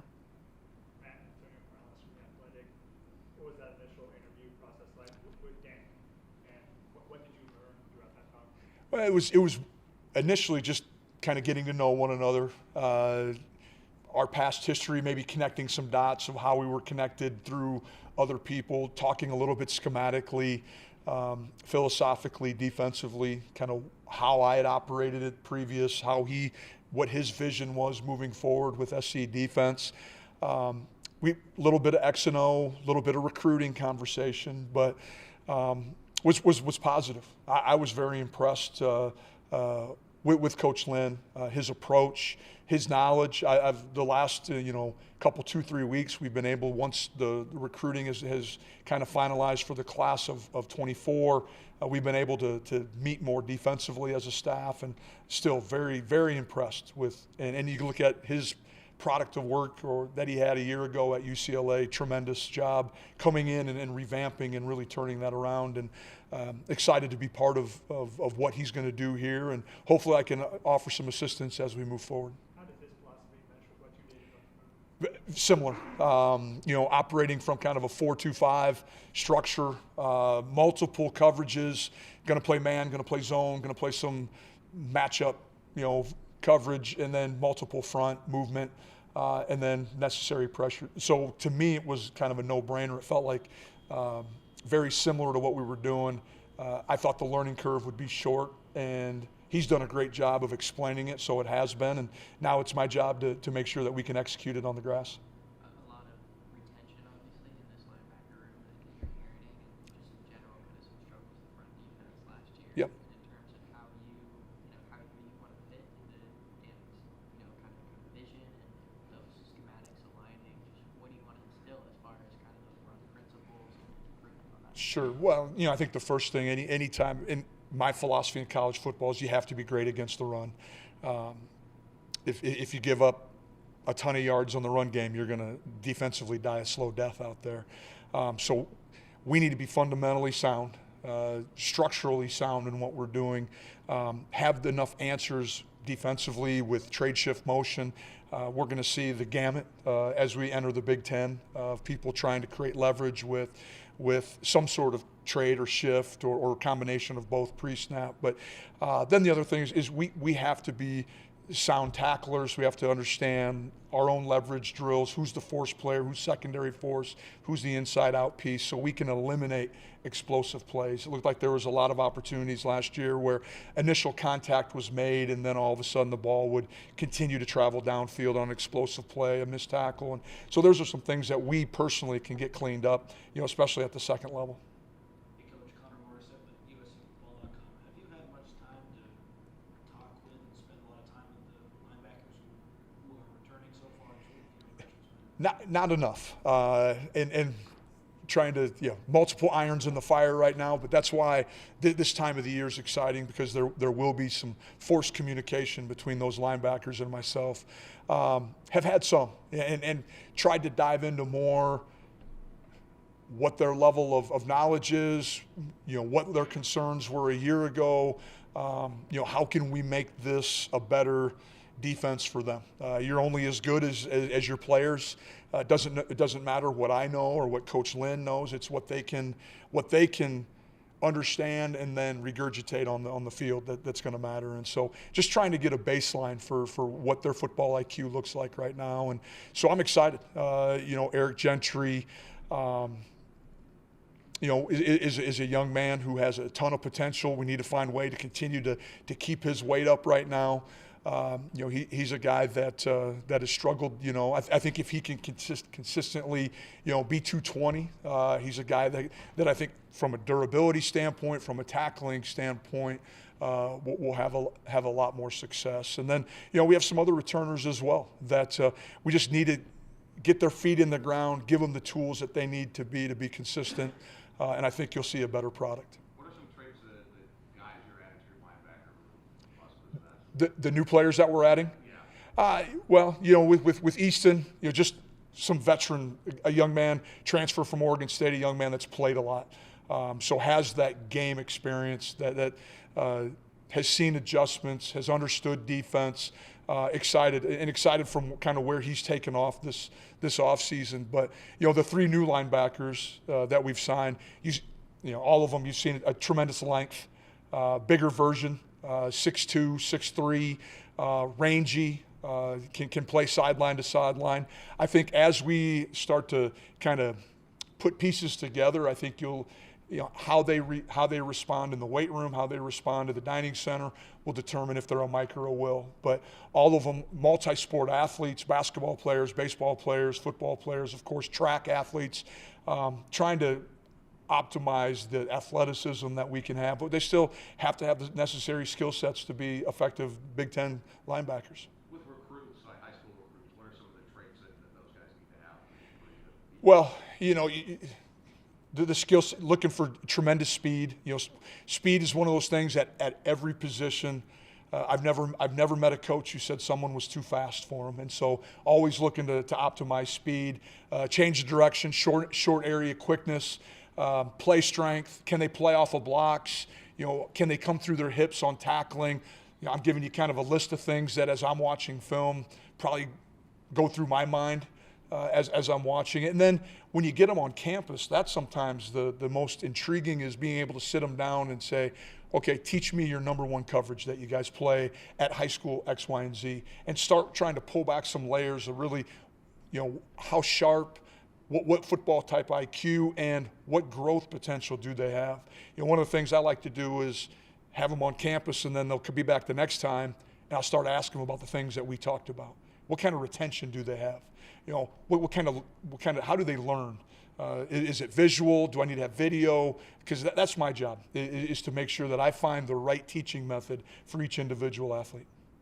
Obviously, you were a head coach in the past few years, now coming in being an assistant. So is the dynamic a little weird, kind of not being the guy that's anymore, and kind of having to step back and let Lincoln and Dan do a lot of that? No, it seems seamless. You might have to ask Coach Riley. I try not to be the guy with too many ideas. Just trying to make sure that I'm learning what's going on right now and how we do things. But I'm here to offer support. I'm here to offer any suggestions if we are looking to do something different, or we need some variety. I do think I have some knowledge there, both having been a coordinator and having been a head coach before. But no, it's been good so far. I'm excited. I really like the dynamic of the staff here. Coach Healy, you're with USC Athletics. You've led and been part of multiple championship-winning teams. Mm-hmm. Is there a common denominator with championship culture that you've identified? Well, I think one of the things is, and this probably was part of the hiring process, was, at North Dakota State, the logo on the jersey was the most important thing. And I know that's a little bit of an outdated mentality, but I think when you start looking maybe at Kansas City Chiefs, Michigan Wolverines, North Dakota State, that's probably one of the things that a lot of them have in common, is the servant leadership amongst the team and making the program, making the logo the most important thing. And so I think as we continue to recruit, you always got to find the right players, the right fit. But that's one of the things that I know our defensive staff is starting to be more diligent about, is finding the right people. Is it about winning football, or is it about yourself? Hopefully it's about executing and playing winning football. I know every young man that comes through our doors has aspirations of going to the NFL. And my number one response is, well, then win games. Because at the NFL, they want to draft winners. We want to recruit winners. It's seldom do we go to a high school where the young man's 1-11 and recruit someone. You go to Mater Dei, you go to the schools that are winning games to recruit. And so let's come here and put the best product on the field, and let's do it for the logo rather than individual praise. I'm a process-oriented person. It's about how you do things. It's about your preparation daily. That leads to success on Saturday. It's not chasing number of yards or less. It's how can we put ourselves in the best situation to be successful. Coach, as much as you can you describe the conversations you've had with Lincoln Riley about the vision for the defense and Yep. how you can get there, like the best case scenario and what that would take? Well, I think it just starts with the little thing, instilling the little things, and then following through with the standard. One thing you're going to find out is I'm not a big expectation person. I don't like the word. Because your expectation for USC football is completely different than mine. So when people use expectation, that's fictional a little bit. I like the standard. What is the standard? This is a championship caliber program, or has the vision to be one. Well, then we need to start holding our kids to championship habits on the practice field, in the classroom, in the dining center, in the football facility, out socially here as well. And I think that's one of the things that coaches has kind of given everyone, offensively and defensively, the opportunity to do. You are what you tolerate. And so if you have a lot of kids that are late, you have a lot of kids that miss things, well, guess what? You're going to miss that third and short. You're not going to get that stop. You're not going to get the conversion on fourth down because you are what you tolerate. And so we need to continue to hold our kids accountable to what USC football standard is. Going back to recruiting, what's the challenge for you? You're now recruiting areas you probably weren't before, where you maybe got a lot of connections established, recruiting different kids. How hard is it to kind of build your foundation? Well, part of this year, I did get into the Midwest a little bit. With us moving into the Big Ten, we've expanded our recruiting into Big Ten territory. So I was throughout kind of Middle America, and we did sign 3 kids from traditionally Big Ten country. And so I think the brand itself, kids know who USC is. Having been a head football coach, having been at North Dakota State, a school that has had some success, our footprint was relatively big throughout the Midwest. So I feel comfortable going back to the Midwest. Of course, getting into Texas, getting into California, just introducing myself, being honest, being upfront, being transparent with high school coaches. I think doing it the right way. Same standard of our players. Do it the right way here. Well, I got to do it the right way when I recruit as well, and trying to create those strong relationships, get kids on campus, get coaches on campus. I think if you do it the right way, people tend to want to gravitate towards you. Hey, I'd love to see my player play for you. We'd love to get back to campus. Taking a win with the LA Times, you were talking about meeting with the linebackers and asking, how can we make this defense better for you guys? Did you think of an answer yet? It's obviously very early. Well, I think there were some things that, just functionally how we operate. I think we can clean some things up a little bit. Again, the more you put on them and the more they have to think pre-snap and post-snap, the slower they're going to be. Anytime there's not clarity, legs get slow, reaction time decreases, and the last thing you want to have defensively is a bunch of processing individuals playing defense. And if we can become reactive, and so that means maybe we have to have fewer checks, fewer adjustments. We need to have a call or two where we can play through and we can get lined up to everything. A comfort call, if you will, versus having just, massive amount of communication always required, because somebody has to be thinking that. And, you watch a little bit of film from last year, you can see some guys that were just thinking, all of a sudden knees weren't bent, body posture was straight up and down, and that initially gave me that, man, there's a lot of thinking going on out there, trying to look around. We have to, we're only as good as what they're able to execute. And so we got to find ways to simplify, but also have enough because we're going to play some unbelievable opponents this next year.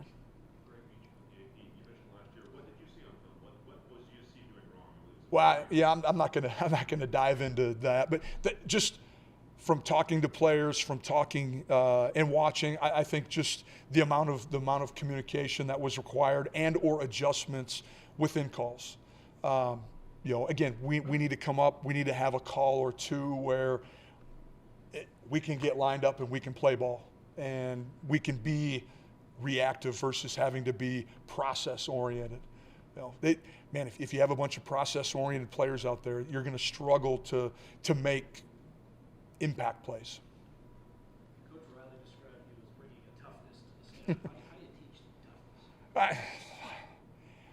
I don't know if I have maybe the recipe. I think it's just kind of how I go. It probably comes back to where I'm from and kind of Midwest roots. I'm a farm kid.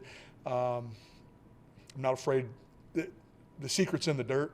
The secret's in the work, and so I'm not afraid to get my hands dirty. I'm not afraid to become an assistant football coach and help this program, get to its standard again.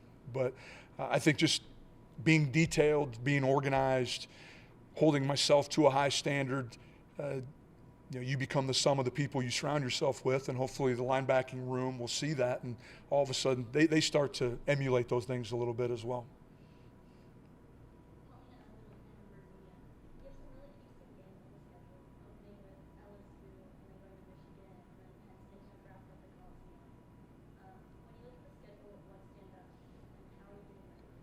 Well, the schedule, the whole thing. You read about every dang name on the schedule? Man, you're making me nervous now standing up here. It's exciting, really exciting. You just look, non-con game right off the bat in Las Vegas against LSU, and you go back to the previous, just the last couple years. I think, was it 2 years ago, LSU, Florida State, unbelievable Labor Day game that ended with a field goal. It just, that excitement right off the bat is going to be tremendous. Now, we have a long ways to go to, one, mentally and physically get ready for what we're walking into. And that's been one of the messages, though. I know our strength staff and our development people have really tried to communicate with our players is, we're moving into a different phase and a different time for USC football, and we need to be both physically and mentally prepared for a week in, week out. You're talking about a tremendous travel as well. I mean, we're play at Maryland. All of a sudden, 5-hour flight, 3-hour time change. I mean, there's a lot of uniqueness to the schedule this year, but it'll make it exciting as well. How do you ensure on a staff like this, with 3 guys with coordinator experience and Eric coming from the NFL, how do you ensure that there aren't too many cooks in the kitchen? I think part of it is I can only speak on my own, is staying humble.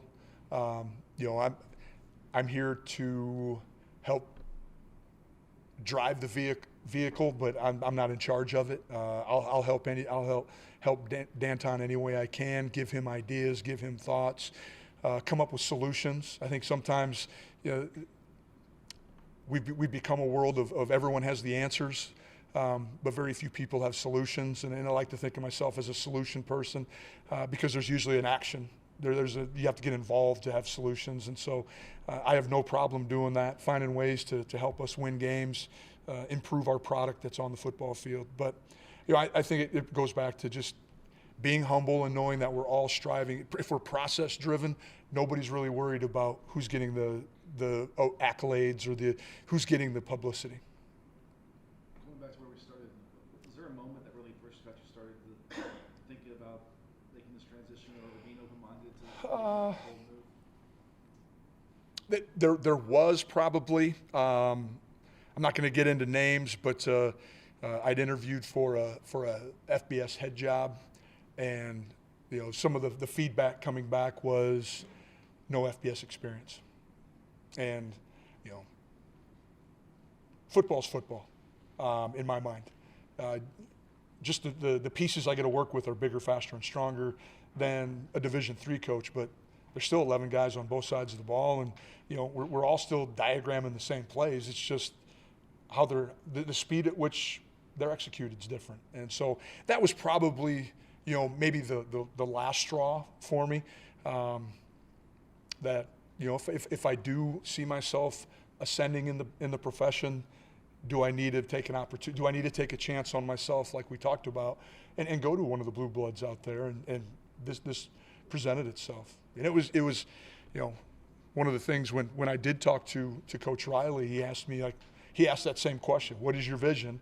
And I probably, being transparent, said, Coach, I want to sit in the seat like you do someday. And I think that probably took him back a little bit. I don't think many people answer questions like that, but I was just going to be brutally honest. That's I want to be the best linebacker coach I can, but in the background, I want to be preparing to be another head football coach if I can. I want to learn as much as I can.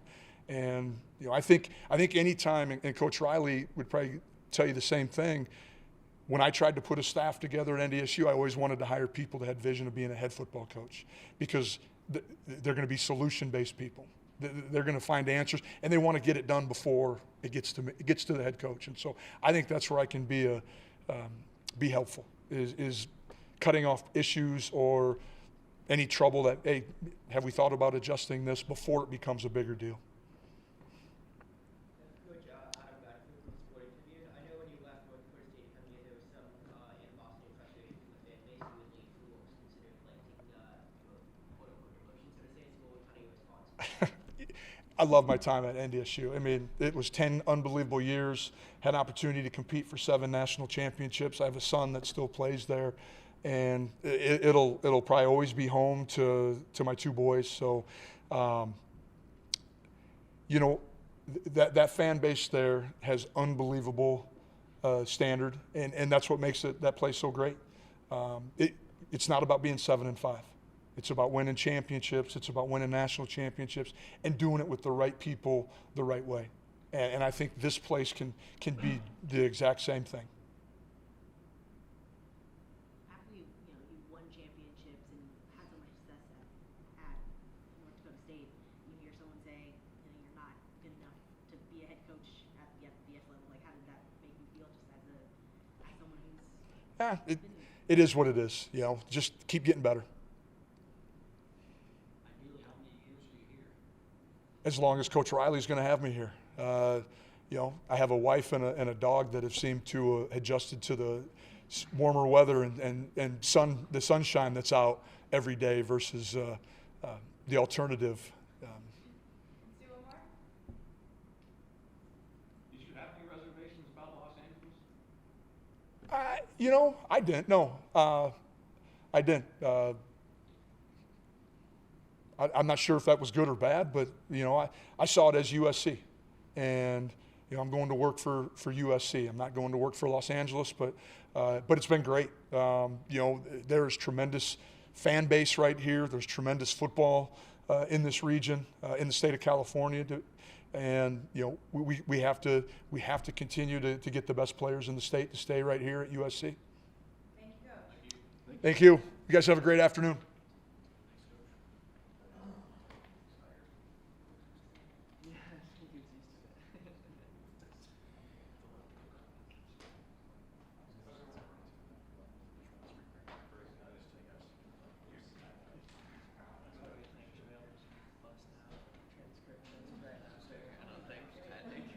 I think that would take a minute. If one of us didn't work it out. That's true. I guess we could split it. Also do it over the next night or so. Yeah, that's true. We could all split it. To have a long term is maybe important to have it. Yeah, I think you're right. Yeah, my plan was kind of like Yeah. pick for the story today, and Right. we could go back and split up the guys. We could do it tomorrow. Yeah. Or rapid fire. Yeah. Yeah, that works. How many guys were? Because we'll go back and reference this in the next few months. Yeah. Have it all in one spot. Yeah. We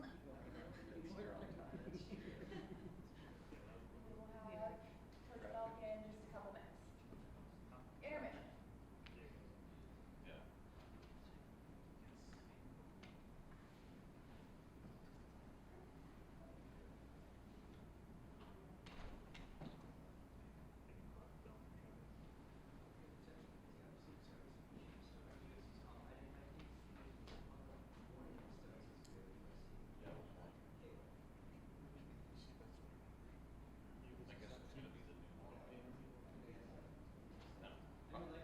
For a year.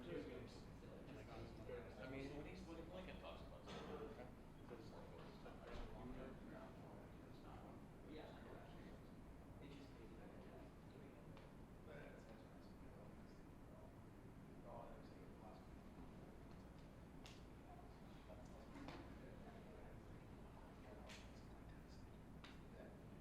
All right. Quick intermission. And last but certainly not least, USC secondary coach Doug Belk. Just a reminder, if you could please say your name and your outlet with your first question, that would be fantastic. Thank you. Doug, Ryan on Introductory.com. How you doing? Can you give us the background on how this came together? Who were the connections that kind of put the communication in place and everything? Really, Coach Riley. We have a lot of similar interests. I was with Coach Dana Holgerson for a long time there from the Texas Tech tree. Never worked with him, just had a lot of mutual respect for each other. Kind of came together kind of really fast, honestly. And then as I was at Houston as the secondary coach and defensive coordinator, Coach Lynn was at the Texans as the secondary coach. So a lot of mutual connections. Hadn't worked with any of the guys before. When I had opportunity to come to USC, I know what USC is, the tradition, the culture, all the things that it exemplified. I thought it was a good opportunity for me, and once I had the opportunity, it was kind of a done deal. You graduated as Orange County Minister. What was kind of the main, coming from a coordinator job, what was the main kind of selling point from Lincoln, what have you, to get here, make you feel comfortable, kind of vision, the Yeah, I think it was a lot of different things. I think number one is USC, and I believed in Coach Riley and where the direction of the program and where it's going. Two, an opportunity for me to learn. You know, I think a lot of Coach Lynn. We added a lot of other great coaches on the defensive side of the ball with Coach Ince, Coach Henney, Coach New is still here as well. And then, you know, I think we got a great off-the-field staff as well. And then when you think about football and you think about tradition, I've coached in the Southeast. I've been in the SEC. I've been a coordinator in American as well as the Big 12. So the opportunity for me to make the leap to the West Coast, a new part of the country, new people, new relationships, and a chance to win a Big 10 championship as we move forward. I think it was all intriguing to me, and a chance for me to see some things differently from a perspective to learn and to grow in a different way. So that was the intrigue for me. As someone who's been a coordinator, what sticks out to you about the way Dan runs things from that post? Yeah, I think a lot of similarities. You know, we want to do a lot of things. And I think in the conversations previous to me taking this job, I think we see things a lot alike from a football perspective. And I think he's a brilliant defensive coach with a great philosophy. And I think we put together a great staff here at USC between him and Coach Riley's thought process and what we want to accomplish. So, you know, having a chance to work with him, the way that he's going to control the scheme, you know, pattern match defense, zone defense, being aggressive. We want to play attacking style of defense. So I think, you know, for me, that was the biggest intrigue. You know, with the LA Times, you've been here a little bit longer than some of the other assistants. What was your kind of impression of getting to watch some of the bowl practices? How much of the personnel are you familiar with in terms of what you'll be working with them? Yeah, I'm still getting, you know, familiar with the personnel. You know, I think as soon as we touched down, I was here for 2 days before they left for the bowl game, so got to see a little bit of practice throughout the transition. And then I was able to watch the bowl game and kind of saw a few of the guys that were still here.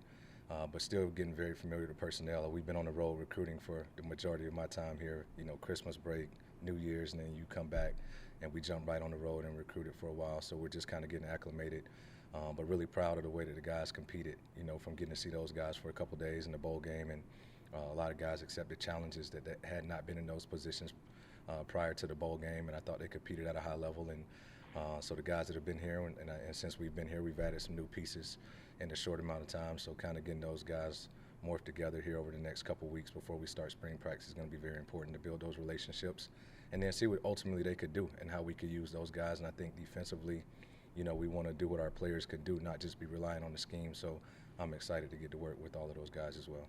Any qualities, traits that the guys that you're looking to add to your room here at USC that you need to see from those guys they need to possess? Not in particular. I think, you know, they come in all different shapes, size, and forms, and talent levels, and different levels of ability. But I think the one thing that stands true is that we want guys that love to compete and that love football and they want to be at USC and compete at a high level. We want guys to have versatility and that we can mold into what we want to do defensively. So I don't think it's one thing in particular, but I think guys who have a versatile skill set to do things well, that fit what we want to do from a culture standpoint as well. Does having two players in the secondary who played for Dan at UCLA help with you in terms of, you know, maybe them knowing defense and helping expedite your playing process? Oh, absolutely. You know, I think, you know, Rams, if you look at statistics, he's one of the best guys in the conference last year. He's young. He's very talented. I mean, he's strictly business. He loves football. And him being a safety, being able to be a field general back there, I think is going to help us tremendously. And then you look at John, he's played a lot, you know, out at corner at UCLA, and he's been very successful. So, you know, guys who understand the scheme, one, it curves the learning process, and two, you know, I think it gives other guys around them confidence the way that they can communicate, and we're going to put a big emphasis on the way that we communicate and the way that we practice and the way that we play. So having some guys familiar with Coach Lynn and then having guys who understand the scheme from my perspective, from a teaching perspective, is going to be big for us, I think. What are your thoughts on Braylon Conley? Oh, I'm excited about Braylon. You know, I've been knowing him a long time. I recruited him previously to this, so I had an opportunity to, you know, see him over the last couple of weeks while we were on the road recruiting. I think he's versatile. I think he could play corner, nickel, and safety. And he's one of those guys who I think, you know, fell in love with USC the first time he came on campus, and he's excited to be here. So when we have a chance to work with him, I think he'll do big things here. Hey, Coach Connor Morissette with USCFootball.com. Could you describe, just in general, your coaching philosophy, just your strategy? Yeah. Oh, first of all, you know, I pride myself on being a teacher. And I think, you know, from my previous experience, I think I've learned even more about the big picture of football. And oftentimes I think, you know, as a position coach, you're so worried about your position And for me, I want to be the best that I could be in all phases. But ultimately, you know, I want to demand a lot from the players and hold them accountable, you know, for doing things on and off the field the right way. But most of all, be a great teacher, be a great communicator. And obviously, you know, hopefully my goal with coaching is when we recruit guys here and when guys play for me in particular, that they leave as a better person as well as a better player. And when Coach Riley describes his vision for USC's defense with this new staff, what does that look like ideally? Yeah, for me, you know, I think we have to change the narrative. You know, obviously, everybody in the world knows what Coach Riley's been able to do with quarterbacks and, you know, what our offensive staff has been able to produce as far as production points and big numbers. And I think our energy has to be that we have to match that. You know, we have to set the tempo, we have to be aggressive, we have to be physical, and, you know, we have to set a new standard for what we want to achieve here. And I think our guys are really excited, you know, from our conversations with them. But we have to do that, you know, the right way, you know, by how we practice, by how we meet, and by how we prepare. And I think you'll see change defensively. Doug Mack was just talking about, you know, with Dan's scheme, just kind of a lot of 4-2-5, a lot of this, and coming from a coordinator's background, you obviously have an understanding of, you know, how secondary kind of works with defensive linebackers and what have you. How do you see that, you know, fitting into Dan's general kind of schematics and working with Matt there and what have you? Yeah, I think it gives a big picture approach, you know, kind of like you mentioned that Matt said earlier. I think that, you know, really just being on the same page. I think we're going to be multiple in some things that we do.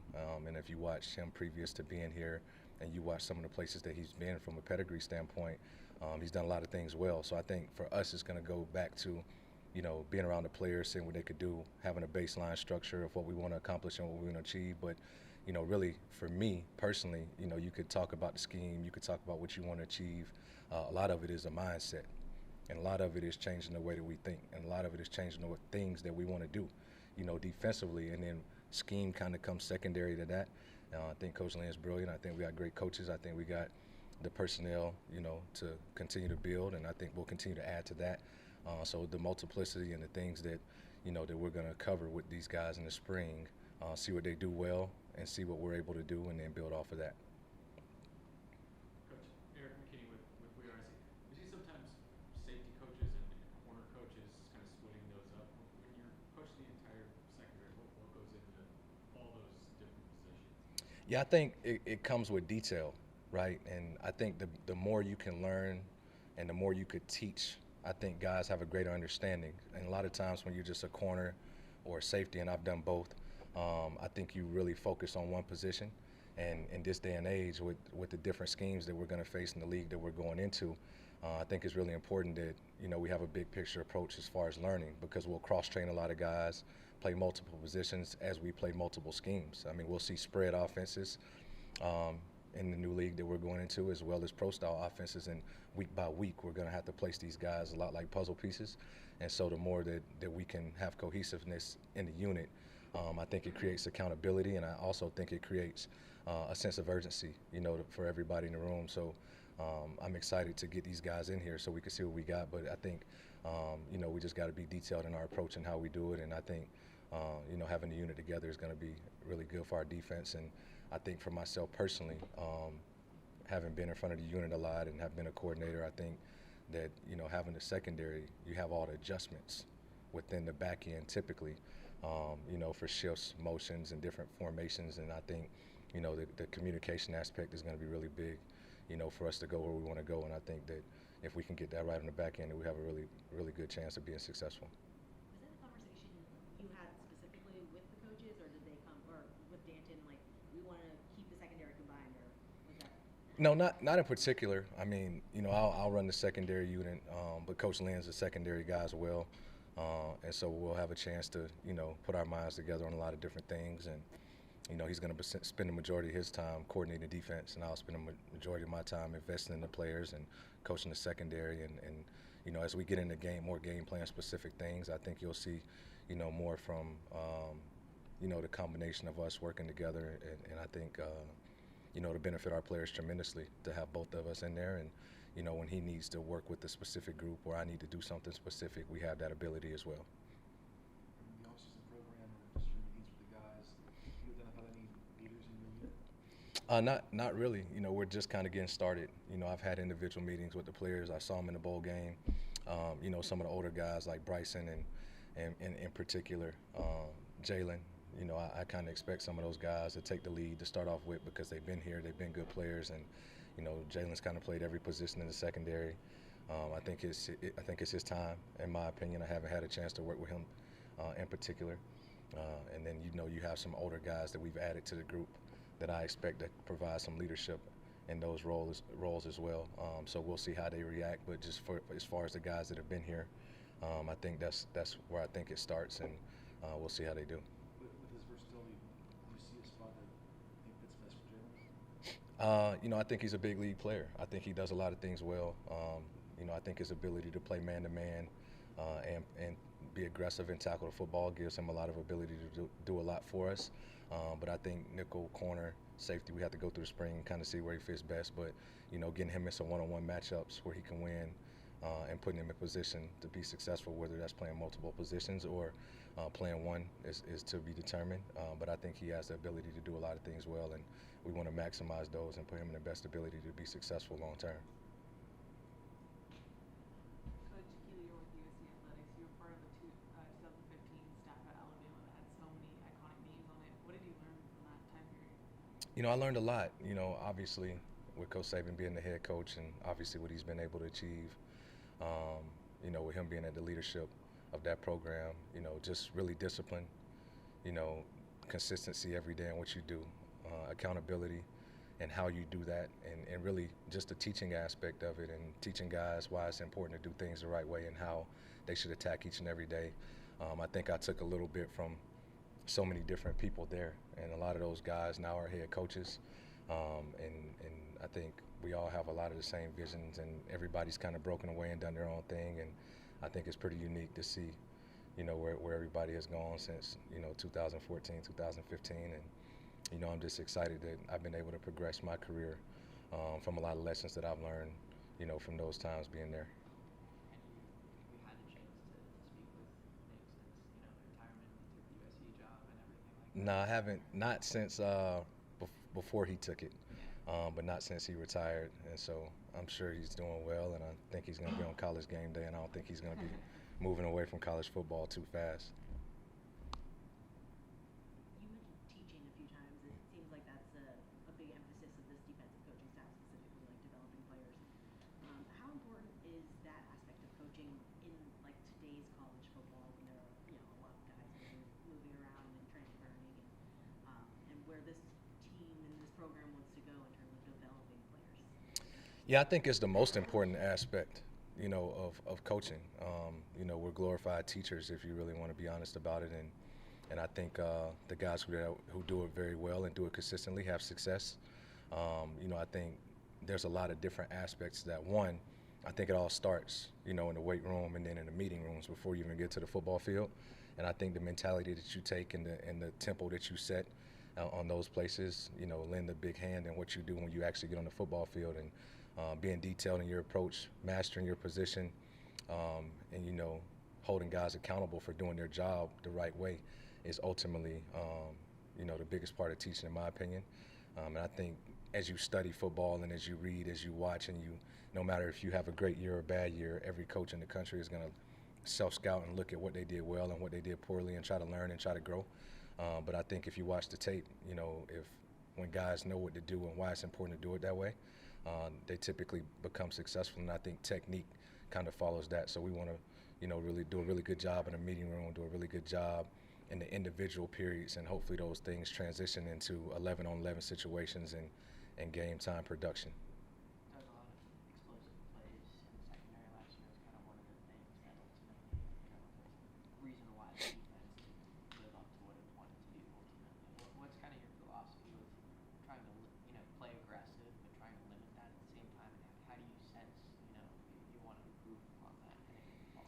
Yeah, I think a lot of it has to do, you know, some of it's scheme, some of it's personnel, but having, you know, the versatility, you know, to play with, you know, depth in the defense. You know, when you play a lot of man coverage and you're close to the ball, you know, one false step can lead to big plays. And so I think the biggest thing is eliminating big plays, you know, with discipline and with technique, and with fundamental schemes. And then the second part is tackling, right? You have to be able to keep the ball in front of you, and when you do, you have to tackle the football and be efficient in everything that you do. So I think it's a combination of a lot of different things, but those two things in particular: eliminate big plays, play fast, and be physical.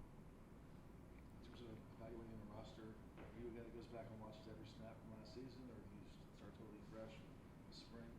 Yeah, I've watched a lot of tape, obviously, from last year. Not so much scheme or anything. Got great respect for the people that were here before.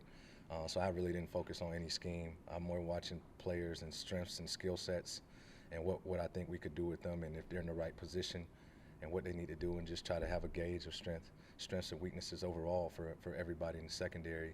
And I think, I'm kind of a film junkie in general, so what I'm trying to do is find a lot of examples to teach them off of, whether it's good, bad, or ugly, so we could put those in the tape as we move on to spring football and do different things that I could show them, not only examples of other people or if it's NFL, other colleges, but I think guys really learn and grow as they see themselves on tape. And it doesn't really matter who's coaching them. I think it's more about how we push them to be the best version of themselves, and that's what I'm trying to do right now. Is I've gone back and watched those guys from last season, and really picking up where we left off with the bowl game, the energy that they played with, the passion that they played with, and for me, it's a clean slate. I want to get to know them on an individual level, build relationships with them. So I think that better helps me coach them, because I don't think that every guy can be coached the same, but I think every guy should be coached fairly.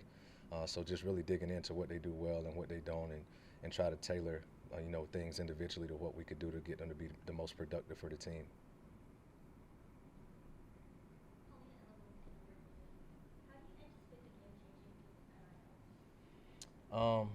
That's a little bit above my pay grade, but I think it's changed a lot.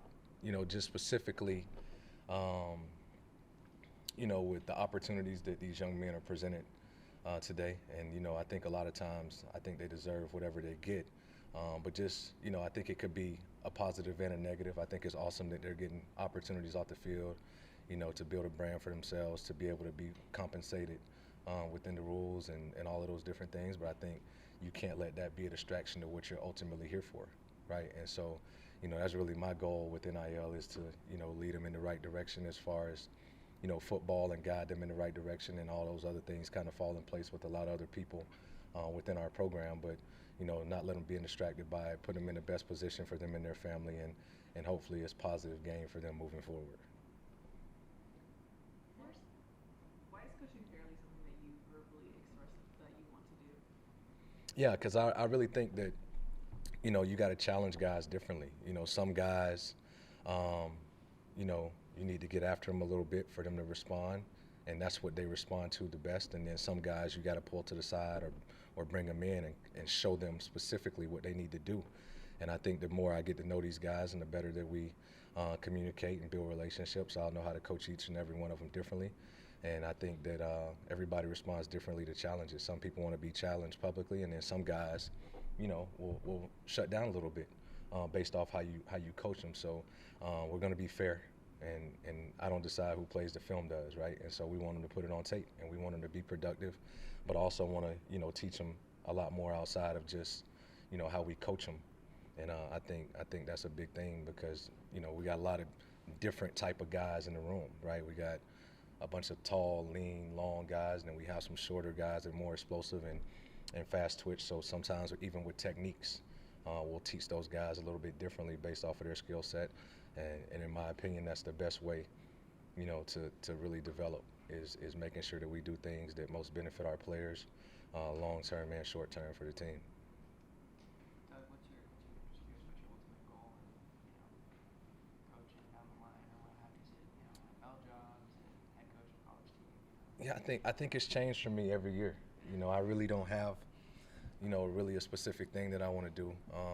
I get this question obviously a lot about head coaching, and I do have aspirations, but right now I want to be the best secondary coach in the country. That's my number one goal, and I want to support Coach Lynn, and I want to help Coach Riley get this program to where we need to go. And then I think everything, falls in place when one of us has success. I think everybody has success. So, that's really my main focus now, is, not looking too far in the future, but being the best that I could be right now for our players and our staff. Do you have a specific kind of like a trait or a calling card that you want your secondary to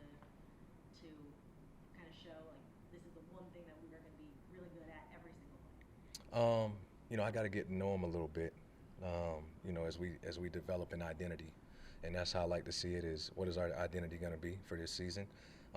You know, but the one thing that we want to be is we want to be disciplined, and we want to play with a high level of effort. And I think when you recruit good people, and you recruit people that work hard, whatever you want them to do, and whatever the challenge that they accept, they're going to get better at. And so that's where we're going to start as we build an identity for this fall, and we're going to pick up with, you know, whatever pieces we add and the pieces that we have, and try to make the best secondary in the country and do the best that we could do with what we have.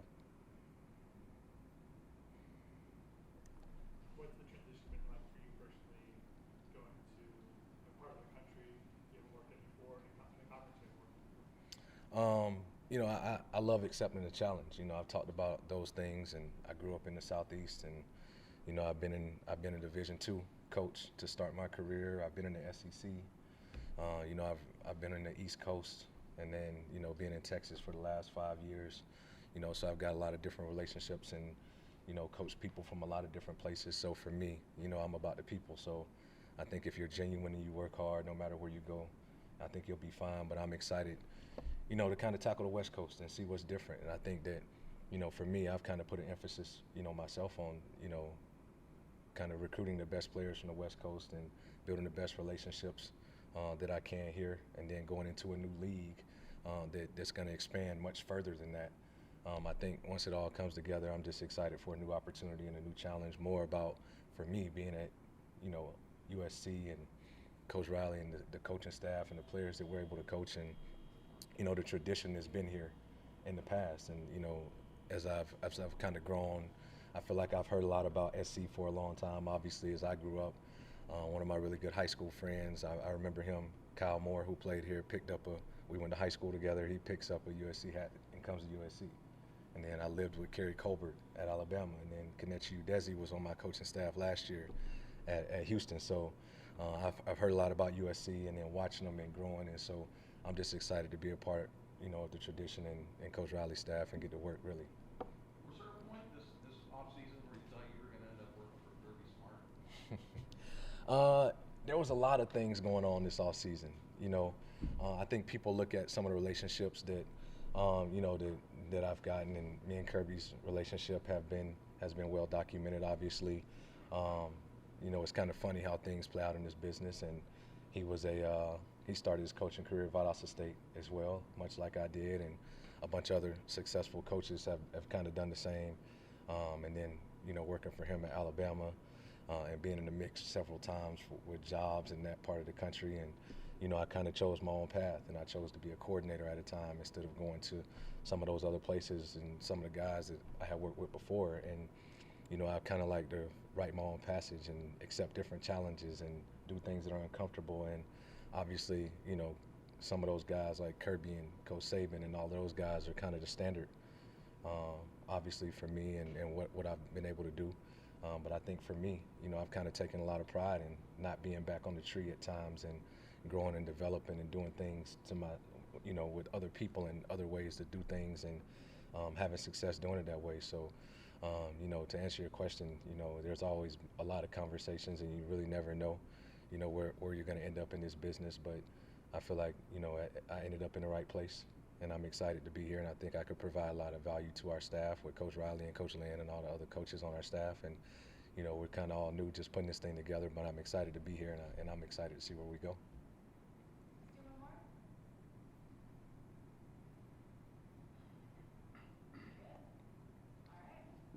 Good. All right. All right, thank you guys.